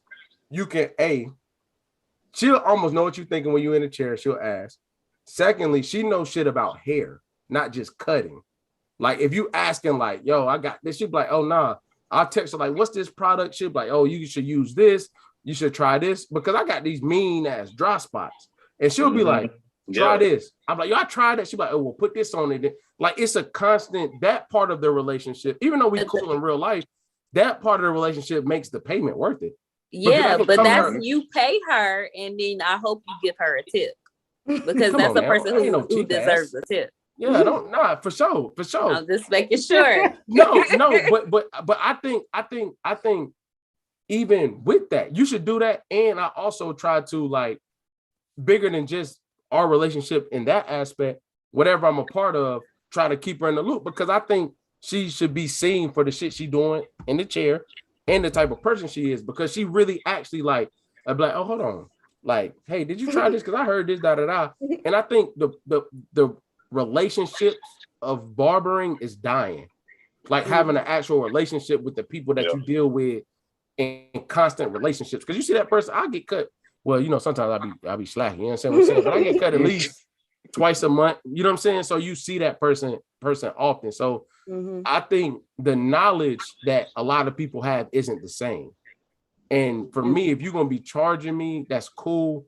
But I like the knowledge part to be there as well. You understand what I'm saying? Those are people that's worth the money. Like, where are you located? That's what I want to know. Me, Largo, Maryland. Oh, okay. Yeah. But Clarissa, I do feel like the barber game has gotten watered down. I don't feel like as much people have a passion behind cutting hair because it can really, I know it's cliche and barbershop and all they will sit in barbershop, but it really is a confidence booster for me or for men. You know what I mean? And I'm pretty sure it's the same for women. It's a fact. They will start dropping all the week. Yeah, that's a really big deal. You know what I mean? Like it's a craft. Like Keenan, I feel like your photography thing is taking off because you care about the craft. Jay, I think your DJ stuff, just to hear you talk about it, you really care about the craft, of what it is that you do. And I feel like that's lost. I feel like that's lost amongst people. They look at it as a hustle, but they don't, the craft of it, the integrity of what they're doing gets lost. And you can tell the difference between people who do that and don't. What I will say is that there is still a love. There is still a category of barbers who go hard for barbering. It's probably you probably, I'm not gonna say because I don't know what you search, but for me, because barbering was in my thing, it's always on my YouTube. So I do follow a lot of barbers who are just barber. But just as in everything, if somebody on the outside looking in sees how much money this person who is going hard making, they about to be like, well, let me get in it with no passion at all. But hey, if I can just get in it and be semi good real quick, I can charge that. And you'll get people who will pay you. But like I said, what's going to happen is you're going to get that client once. You can make the money, but you're going to get that client once. But it is a lot of barbers who really, really have passion. It's probably not the ones though that you're going to see in a, let me not say that, that's not right. Cause it's passionate barbers in barber shops. But as you see the movement, the barbers who are really, really passionate, you'll see they'll start to turn to, either upper scale kind of shops, suites. Mhm. The hood That's why I shop go to a thing, suite. that's Yeah. going to die down. But if you like those barbers in there, like the barbers that I work with, not work with because I work in a suite, but in the suites, they have a bit more care because one, there ain't no walk-ins. Right. So you got to have your clientele. So they have a bit That's more facts. passion and care about, versus you go to the hood and you got, Yeah. But don't you feel like it's Hey, more Lewis. barbers than there ever were? Like, I feel like it's way more people being absolutely. barbers. You than, know like, why though? Because when people get, and no shade, but when I was in barber school, my barber school, it taught me a lot, but it was very hood. But you know what it was filled with? It was filled with people who needed to say they were doing something. So somebody who was getting out of prison, or somebody who needed to who their parents was like, you better do something. So they didn't have the passion for it, but it's like, let me just go to school and do this real quick and do this. So It's kind of like truck driving. it's a hustle. It becomes a hustle. Hey, we got a You question see though. money We got a for question for everybody Oh. that get haircuts. They said, what's the proper tip for a $40 cut? a $40 cut. Yeah. I get so many ranges. I'm happy that Clarissa, you can't answer that. You can't answer that. You can't answer that. Okay. Because you'll be doing the cutting. Okay. Jay, Lewis, Bree, what's the proper 40? If you paying 40, what you putting on it? I'm gonna say this. I'll put myself out there 41. first. If the budget tight, I'm gonna still throw. You said what, Jay? 41.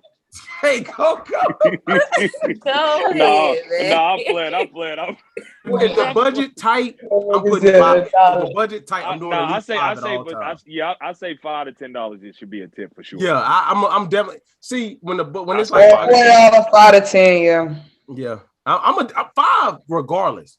But if like we ain't on no budget, 10 and out. Yeah, you know what I'm saying? Hey, Clarissa. Get them lines extra short. He could get like stare. You know what I'm saying? Hey, Bree, can you tell her? Hey, Bree, can you tell her the energy I come on when y'all be on FaceTime when I come in the house with a cut? He be feeling himself for sure, man. I be talking arguments. Tone it down. He be turned up. For whoever asked that question though, for barbers, I think that my price is good enough that if you just pay me what my price is, I'm okay. But if you come in and I had to work extra hard, you was being very picky, in my mind, I'm gonna be like, you ain't even tip, but you get all this extra. But outside of that, I feel that. if you pay my price, I'm fine. My price is enough that, hey, I'm good if you don't. I'm great if you will. But I'm gonna tell you what, these cuts is steep. You heard? They steep.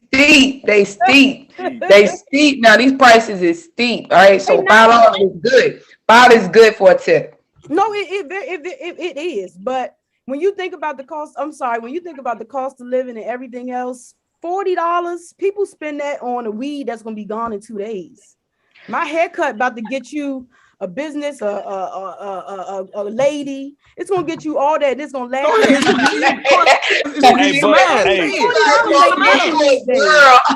But Clarissa, but we ain't got no money to take them nowhere.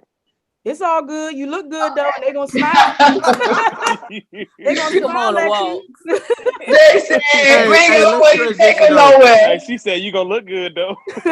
Hey, so the next one we have, bro, y'all crazy. So the next one we have, as Black millennials, what are unwritten rules that y'all feel we need to break? As Black millennials, what are unwritten rules that y'all feel we need to break? I got like 3, so I'm gonna give y'all a second and saying I ain't gonna go yet. You know what I mean? But I got one real specific that I know is gonna touch some nerves, so I'm gonna wait. What are some unwritten rules that we live in the Black community that we grew up on that we feel like we need to break, but we're ashamed to do that, or we don't do it because we was brought up that way? Unless y'all want me to go, you know what I'm saying? Keeping family secrets. Yes, I was gonna say that. Ooh, that was. What about it? Say again. Keeping family secrets, like sweeping things under the rug that needs to be. Oh yeah, air it out. Yeah, somebody need to air it. Somebody need to call out. Somebody got to be Diana. You know what I'm saying? She said air it out. Fuck it. You know, so I'm gonna stir the pot because y'all took too long. I'm sorry. I'm gonna say it. You know what really irritates me that we do is I don't know if it's our culture of everybody, I hate when there's a situation happening. Say 4 people are involved, right? There are moving parts of all of the, like these two talk, this one talks to these 3, whatever the case may be.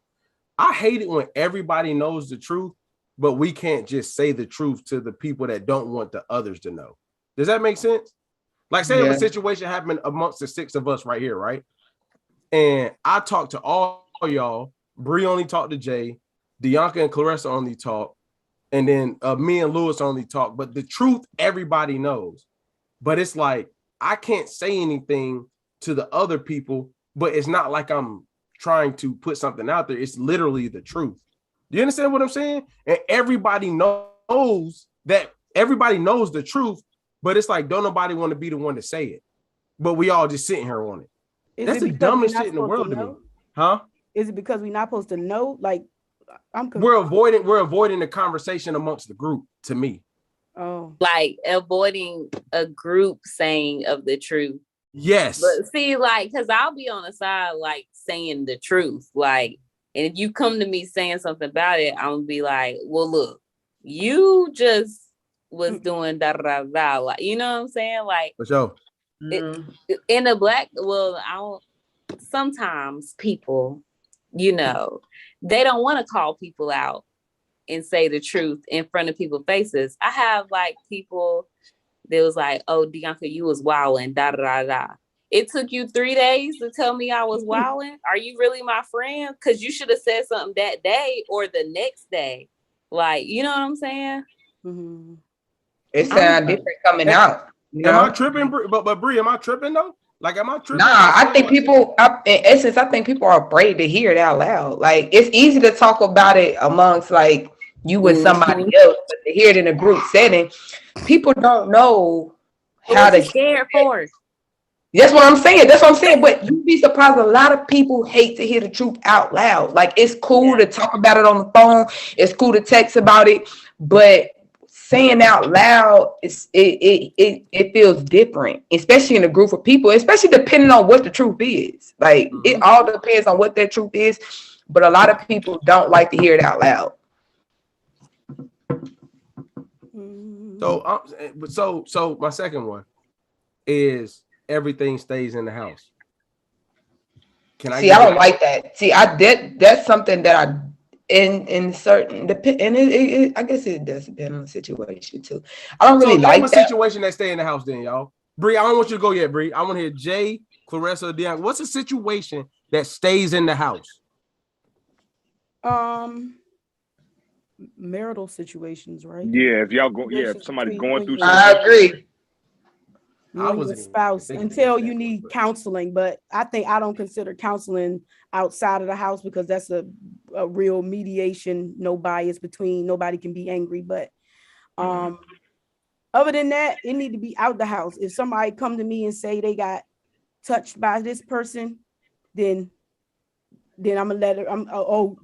Keep your kids because such and such touching. Can you clarify marital situations though? Can you clarify that? Something between you and your wife, and I guess y'all upset, and you go and, man, she da da da, and he is doing, just to everybody before y'all even working it out on your own, and you creating this turmoil. You will create it because then you're gonna be moved on, and they're gonna be looking at him like, I don't really like him, right? So that kind of stuff should stay in the house. Yeah, unless you have real people, well, not real people, but unless you have, they have sound information for both of you guys. Everybody gotta have. So I agree with you. I think there gotta be a threshold to in the house, out the house. You know what I'm saying? I think if you got people you rock with close, you can speak on it. And there's certain environments that even when it's, when you speak on it, it's never going to leave that environment, but it's outside the house. You know what I'm saying?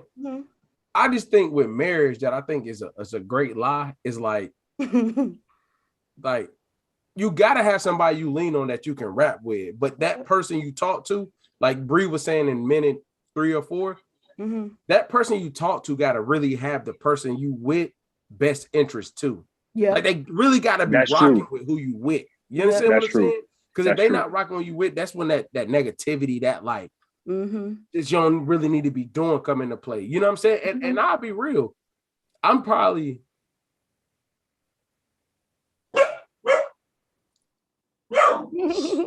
they're speaking for me. So what you a dog? I hate this man, I hate him. Like, not for real. Like, if I could find better friends, I would cut him off. Like, seriously. But Your dog? No, but I'm saying I think that with marriage, I think you don't share things with people that you know is gonna come back around. Yeah. You gotta have somebody that before counseling that you can talk to. I'm gonna give it a real try though, to try to keep, you know, some things away. Now, sure, you know, my day one, I may have to not tell her everything because I know how she gonna go hard for me. Not saying that she dislikes him, but it might be like, I don't. She gonna go harder for you than him, though. Yeah. So that's why I was saying, for the marriage thing, I'm just like, you know, I probably will end up saying something to my best friend about it, and I know who she is. He won't know that she knows, even if you do or whatever. And so, but I'm gonna try my best to kind of solve the issue before I tell. But yeah, he right. I believe him. Because I probably am going. Listen, my dog called me and tell me.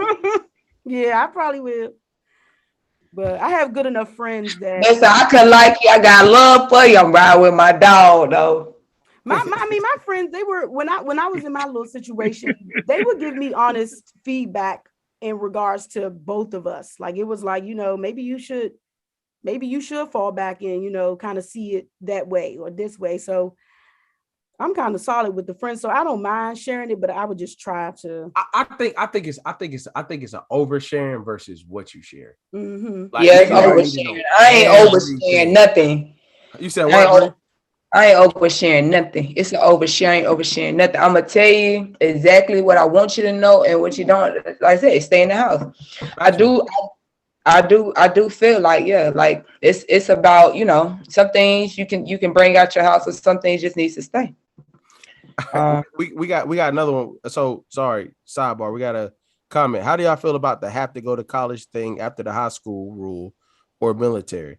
I guess they saying, like, because we came up on that, like, how do y'all feel about you have to go to college after high school or the military? Oh no, I do not agree with that. I dropped out of college. Like, no plan, no nothing. You gotta have a plan. Yes, bro. You can't just be at home chilling, bro. A vocational school, like what that you do with your hands, like if you want to go be a plumber or electrician or something, but you need to have something set up. I agree on having a plan, but you know, you ain't gotta go to college. You gotta go to the military. Now, unless you agree, if you're not going to be a doctor, a lawyer, or engineer of some sort, then I'm okay with you having another route, but you need to have it clear. Yeah, you gotta have a plan for sure. If you don't want to, if you say no to the military, you say no to college, then you need to have a plan. I'm gonna say this. I don't feel like that. Hold on, you feel like niggas could be? Oh, excuse me. You feel like people could be out here just like? No, if I have kids and you graduate high school, you don't want to go to college. You don't want to go to the military. I'm not forcing you to do neither one of those. One thing you are gonna do is you're gonna go get a job. You go get a job and you figure out what you want to do while you're working. Okay. Yeah, I agree with that. Okay, I get it. I don't want that though. I know, but I only said that because of how long it took me to figure out what I wanted to do. You know what I mean? Like, I wasn't. So you was working while you figured it out? No, after I graduated high school, I went to college because I was ready to get out of my mama's house. Me and my mama was clashing. I had to go. So I went to college, but I dropped out like after 3 years because I wanted to make money, and what I was in school for was not something I wanted to do. So making that decision to do something for the rest of your life straight out of high school, you gotta prepare your kid for that. You know what I'm saying? I feel like it's so much way to get bread now. It's so many ways to get bread now out of high school than it was for us.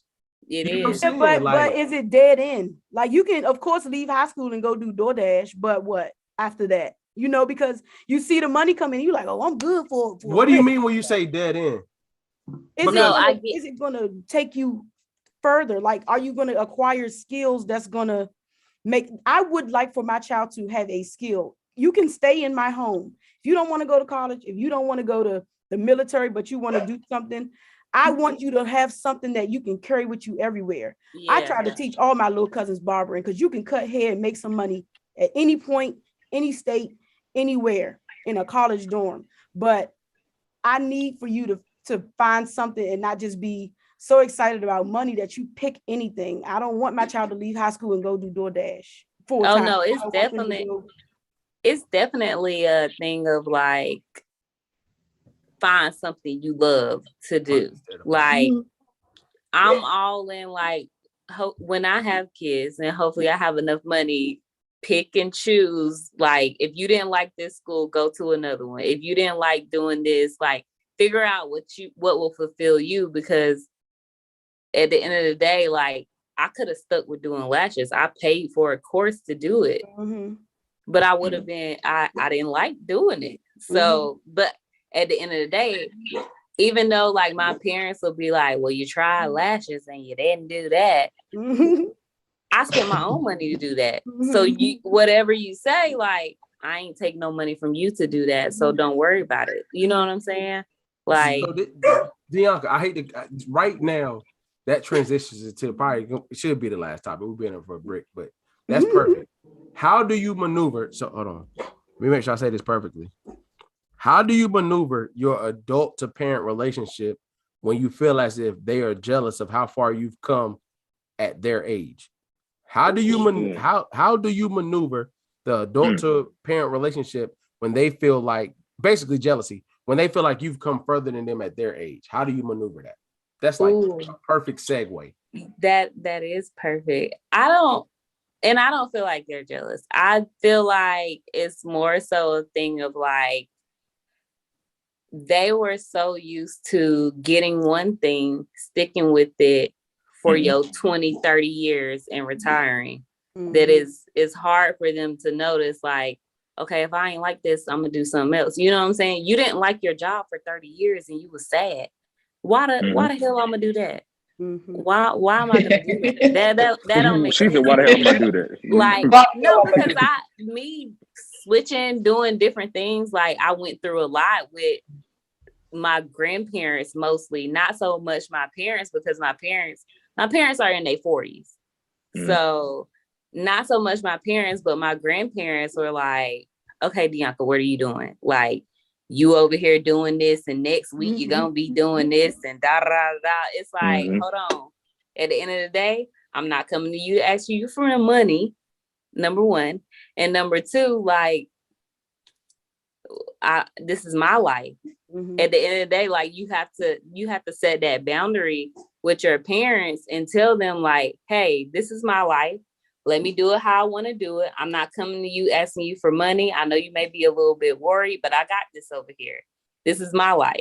You know what I'm saying? And it took a long time for even my mom to get there to the point where she was like, okay, Dianca, I understand, you got this. But I had to, like, I ain't gonna say I had to cuss her out, but me and my mama has got into arguments like, yo, this is my life. I need you to chill out. You dog cuss your mama. Huh?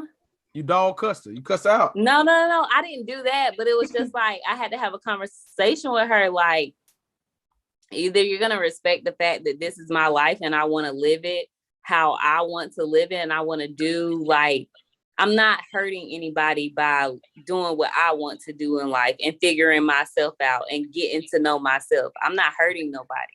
Like, I'm growing as a person, and I had to, like, it's been times where I had to tell her, like, you can learn something from me. And she has gotten to the point where she like, dang, I can learn something from my kids. So it's like, we've had conversation. We've grown together. Like, my mama was only 15 when she had me. So we've grown up together. You know what I'm saying? So we just had our little times. But I mean, we good now. She understand. What's other opinions on that, y'all? Like handling the adult to parent relationship when you've basically established yourself as a productive adult. What's that like? I think it's just hard for the parents because, like Bianca was saying, just to piggyback off there, I think a lot of times they can't see and understand. Like they used to preach all this, hard work to you, and like you said, staying in a factory job for 30 years, and it's like you kind of went around that and was like, look, I got it now. So it's like they don't understand that process that you took, just like you didn't understand the process that they took. So I think it's just a misunderstanding. I don't necessarily think a parent is jealous. I can't speak for everybody. I don't necessarily think they're jealous of you. I just think they don't understand what it means. Because like even what Clarissa was saying, to them, it could mean that it's a dead end. They're looking like, yeah, you are doing good, but this shit gonna end next week. There's no stability behind it. To them. And Jay speaking on the type of parent he is. Got it. Bree, Clarissa, what's your thoughts on that? For me, I just feel like parents have a hard time figuring out or accepting that you did it without doing it their way. Like I didn't do it your way. I didn't do it the way you was preaching and kept trying to instill in me. Kept saying this is the right way. This is how you're gonna get where you need to go. I did it. I took a whole nother avenue, and I'm set. Like I'm good. Like I make good money. Like you know what I'm saying? Like I'm where I feel like I can be, and from here I can go further. And I didn't take your avenue. I took mine. I did it my way. And I think parents have a hard time without saying that, like, cause like Jay said, I don't feel like parents are, with me, I don't feel like my parents are jealous or they feeling these, I just think that it was kind of surprising and shocking to them that I took a whole nother avenue and still came out on top. Yeah. So that's what it is for me. That's why I always say, and I preach this, and I'll tell anybody this. I understand your parents have your best interests at heart, and I feel like that about a lot of people's parents, but it's your life. Do it the way you want to do it. And I feel like, your way, it could be the best way. It don't gotta be your parents' way because they already live their life. This is your life. You can make it the way you want it to and do whatever you want to do and get to where you still want to go doing it.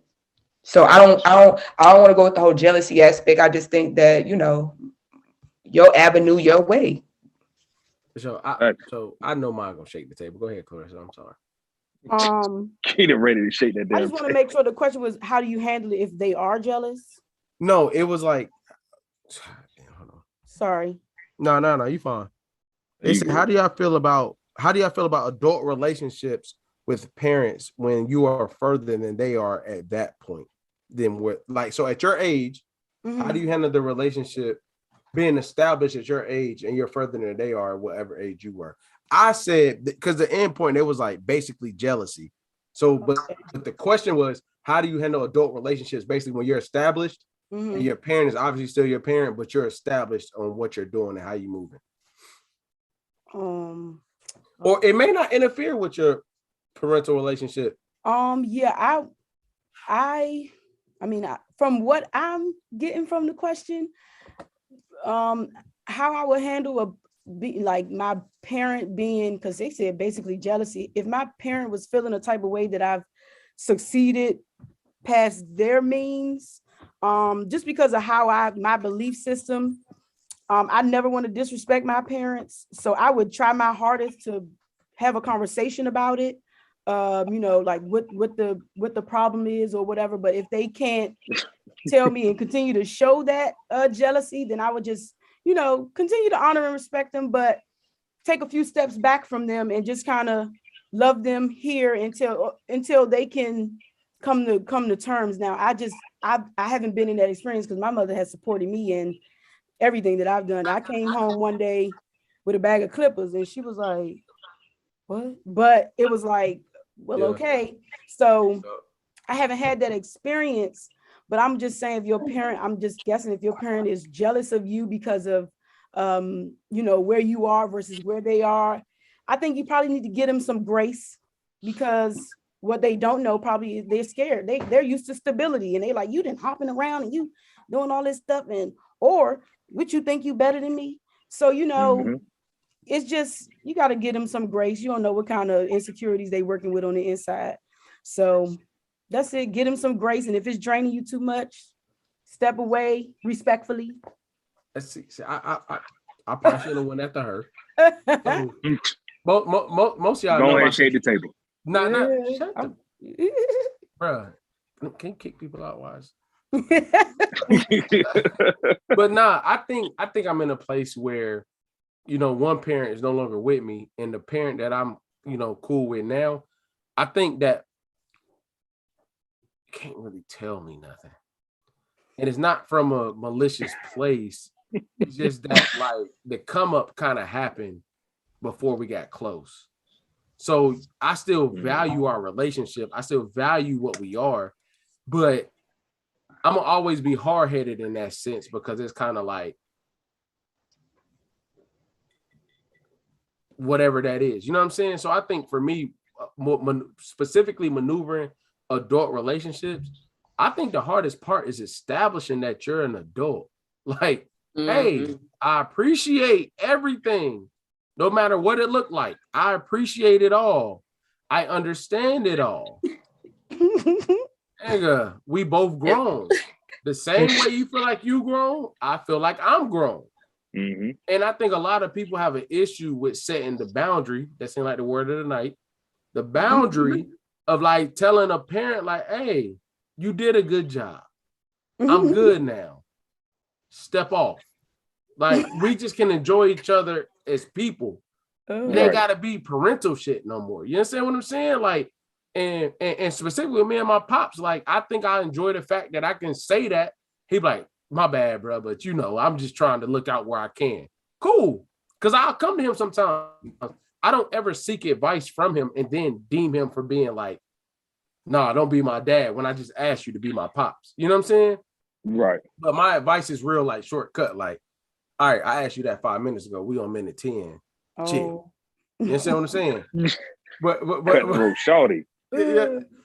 Because I think there's a lot more money out here than it was when they was coming up. I think we're seeing a lot of shit that they didn't see when we was coming up. You know what I'm saying? So, and I think it's hard for us to accept that they did their best.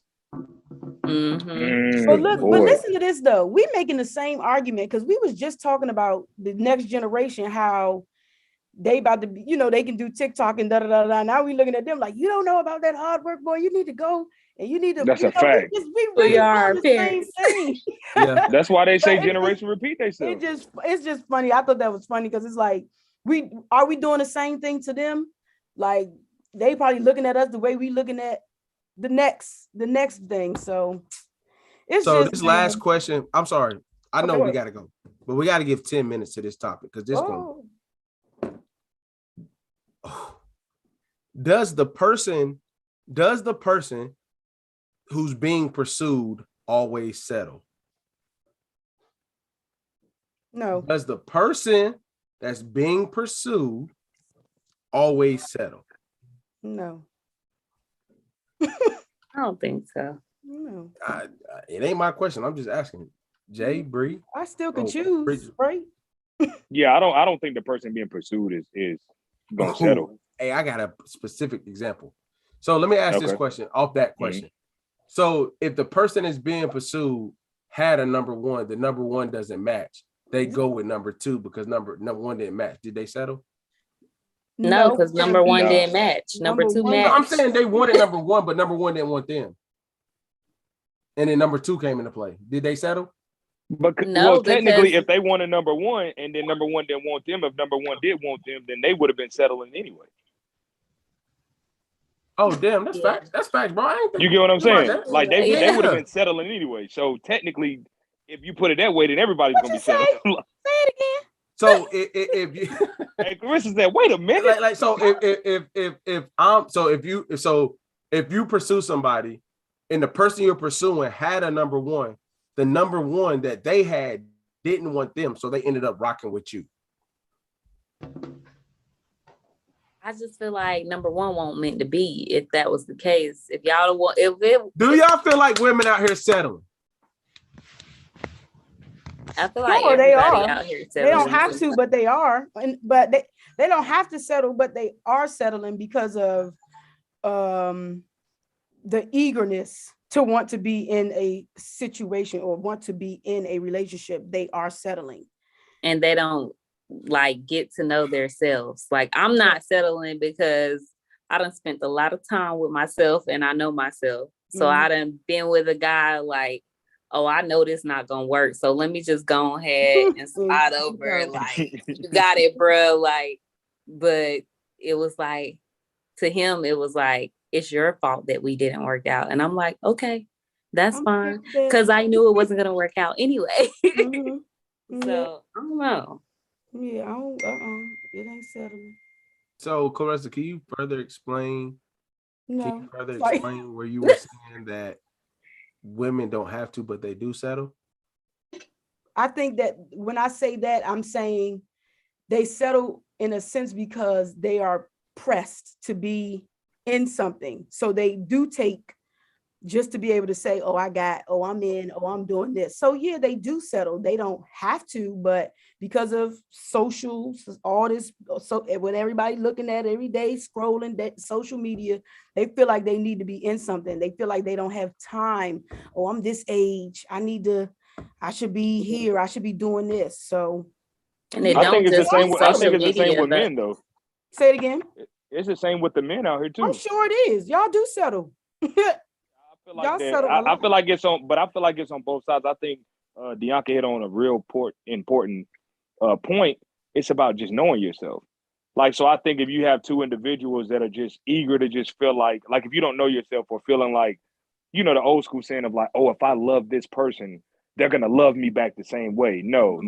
You got to love yourself, and then that person has to love themselves, and then you guys create something in between that. Because that, you know, because you still have to have your individuality on both sides, and then you guys come together. I think that, like, and add to your point, Clarissa, the social media is rushing that to me because it's like, we got to be in something. We 30, like, I can't just be out here still dating and still single. Like, why not though? Why not like, though? But hey, the it way don't Jay just talk about be social media, when he get his voice be hilarious, bro. Huh? But it don't just be social media. It's everything. It's no, your parents, it's like your your friends, parents, your family. Yes. Oh my gosh. Like, when you gonna get a boyfriend? When you gonna settle down? And da da have babies. What? Right. I think it comes. I think Mind settling your comes to business. the table when we expect people to be perfect. Like nobody comes to the table not working on themselves. I think it's more of an issue if you come to the table and you're not working on yourself versus coming to the table at nobody's their final product. I don't give a fuck how good you are. That's a You know what I'm fact. saying? I've been with Britt for 12 years, married for 9. I'm still not my final product. So to say like settling is like, this person is who they is. They not showing no effort, and I'm gonna say yes anyway. That's settling to me.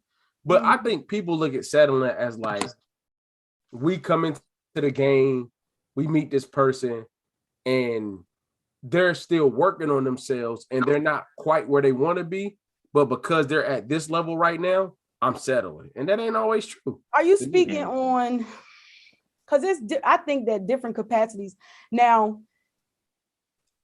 if you're still working career-wise, we can work through that. I'm saying personal work. Yeah, that's not something that I'm willing to deal with. That's a settle for me, because if you're not, so you're not working on yourself too.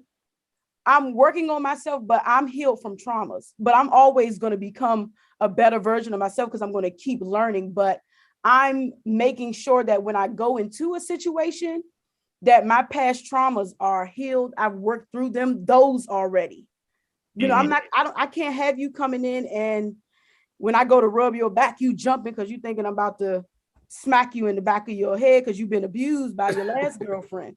You got to go to counseling and you got to work that out. So what if their traumas are healed, but where they're at specifically in life with their healed traumas, is it exactly where you want to be, but they're working towards where you want them to be?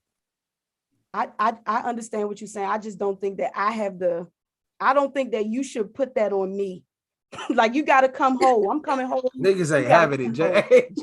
At all. I'm talking about at all. You gotta come whole. You gotta come. Nah, Shawty said come stuff whole. out. Not come as you are. She said forget that, Lord. Yeah, So see what I'm saying, Jay? She said boy. come whole though. Come whole. Yeah, come whole. I'm coming whole. I'm working on myself. Nobody's whole, Caressa. That's not true. Nobody's whole. I'm whole. I was Nobody's whole. Let me tell you. So you're your final product right now? That's whole, and being whole and growing is two different things for me. Okay. Being whole is I love myself. I don't have any PTSD from something that happened to me as a child. Those types of things. I'm not working to being better every day. No, I'm whole as in I love me. I know who my creator is. He's created me whole. He's healed and washed me from those past things. That's whole for me. Of course, we're all still learning and still growing, but I can't deal with somebody coming in and I have to now sweep up and deal with everything that they didn't work on prior to. That's what singleness is for. Yeah, that's too much work. Like we ain't about to do all that. Yeah, I'm not your mama. I'm not your daddy. But it always go back to like Trump. I'm not saying Trump. So because Caressa not telling the truth. Jay, I'm asking you, Bianca. What? I'm asking you, because Caressa not being honest. What? So what y'all telling me is if you meet somebody, they don't have any traumas, but they're working through their progression of where they're at professionally, XYZ. And where they're working towards that, they explain you can rock with, but they got to get from where they at. That's too much work. No. She's saying like, tell me how no, Caressa, you can work. Because Bianca about to lie too. She's saying like what? All right, so it's knowing yourself, right? We're gonna go back to that. It's knowing yourself. And if somebody try to come up to Clarissa and they do something that she don't like, because you can work on that one part, but this is your personality. Mm-hmm. You know, this is something you're not willing to change. This is just who you are, and this is who you said. This is just how I am.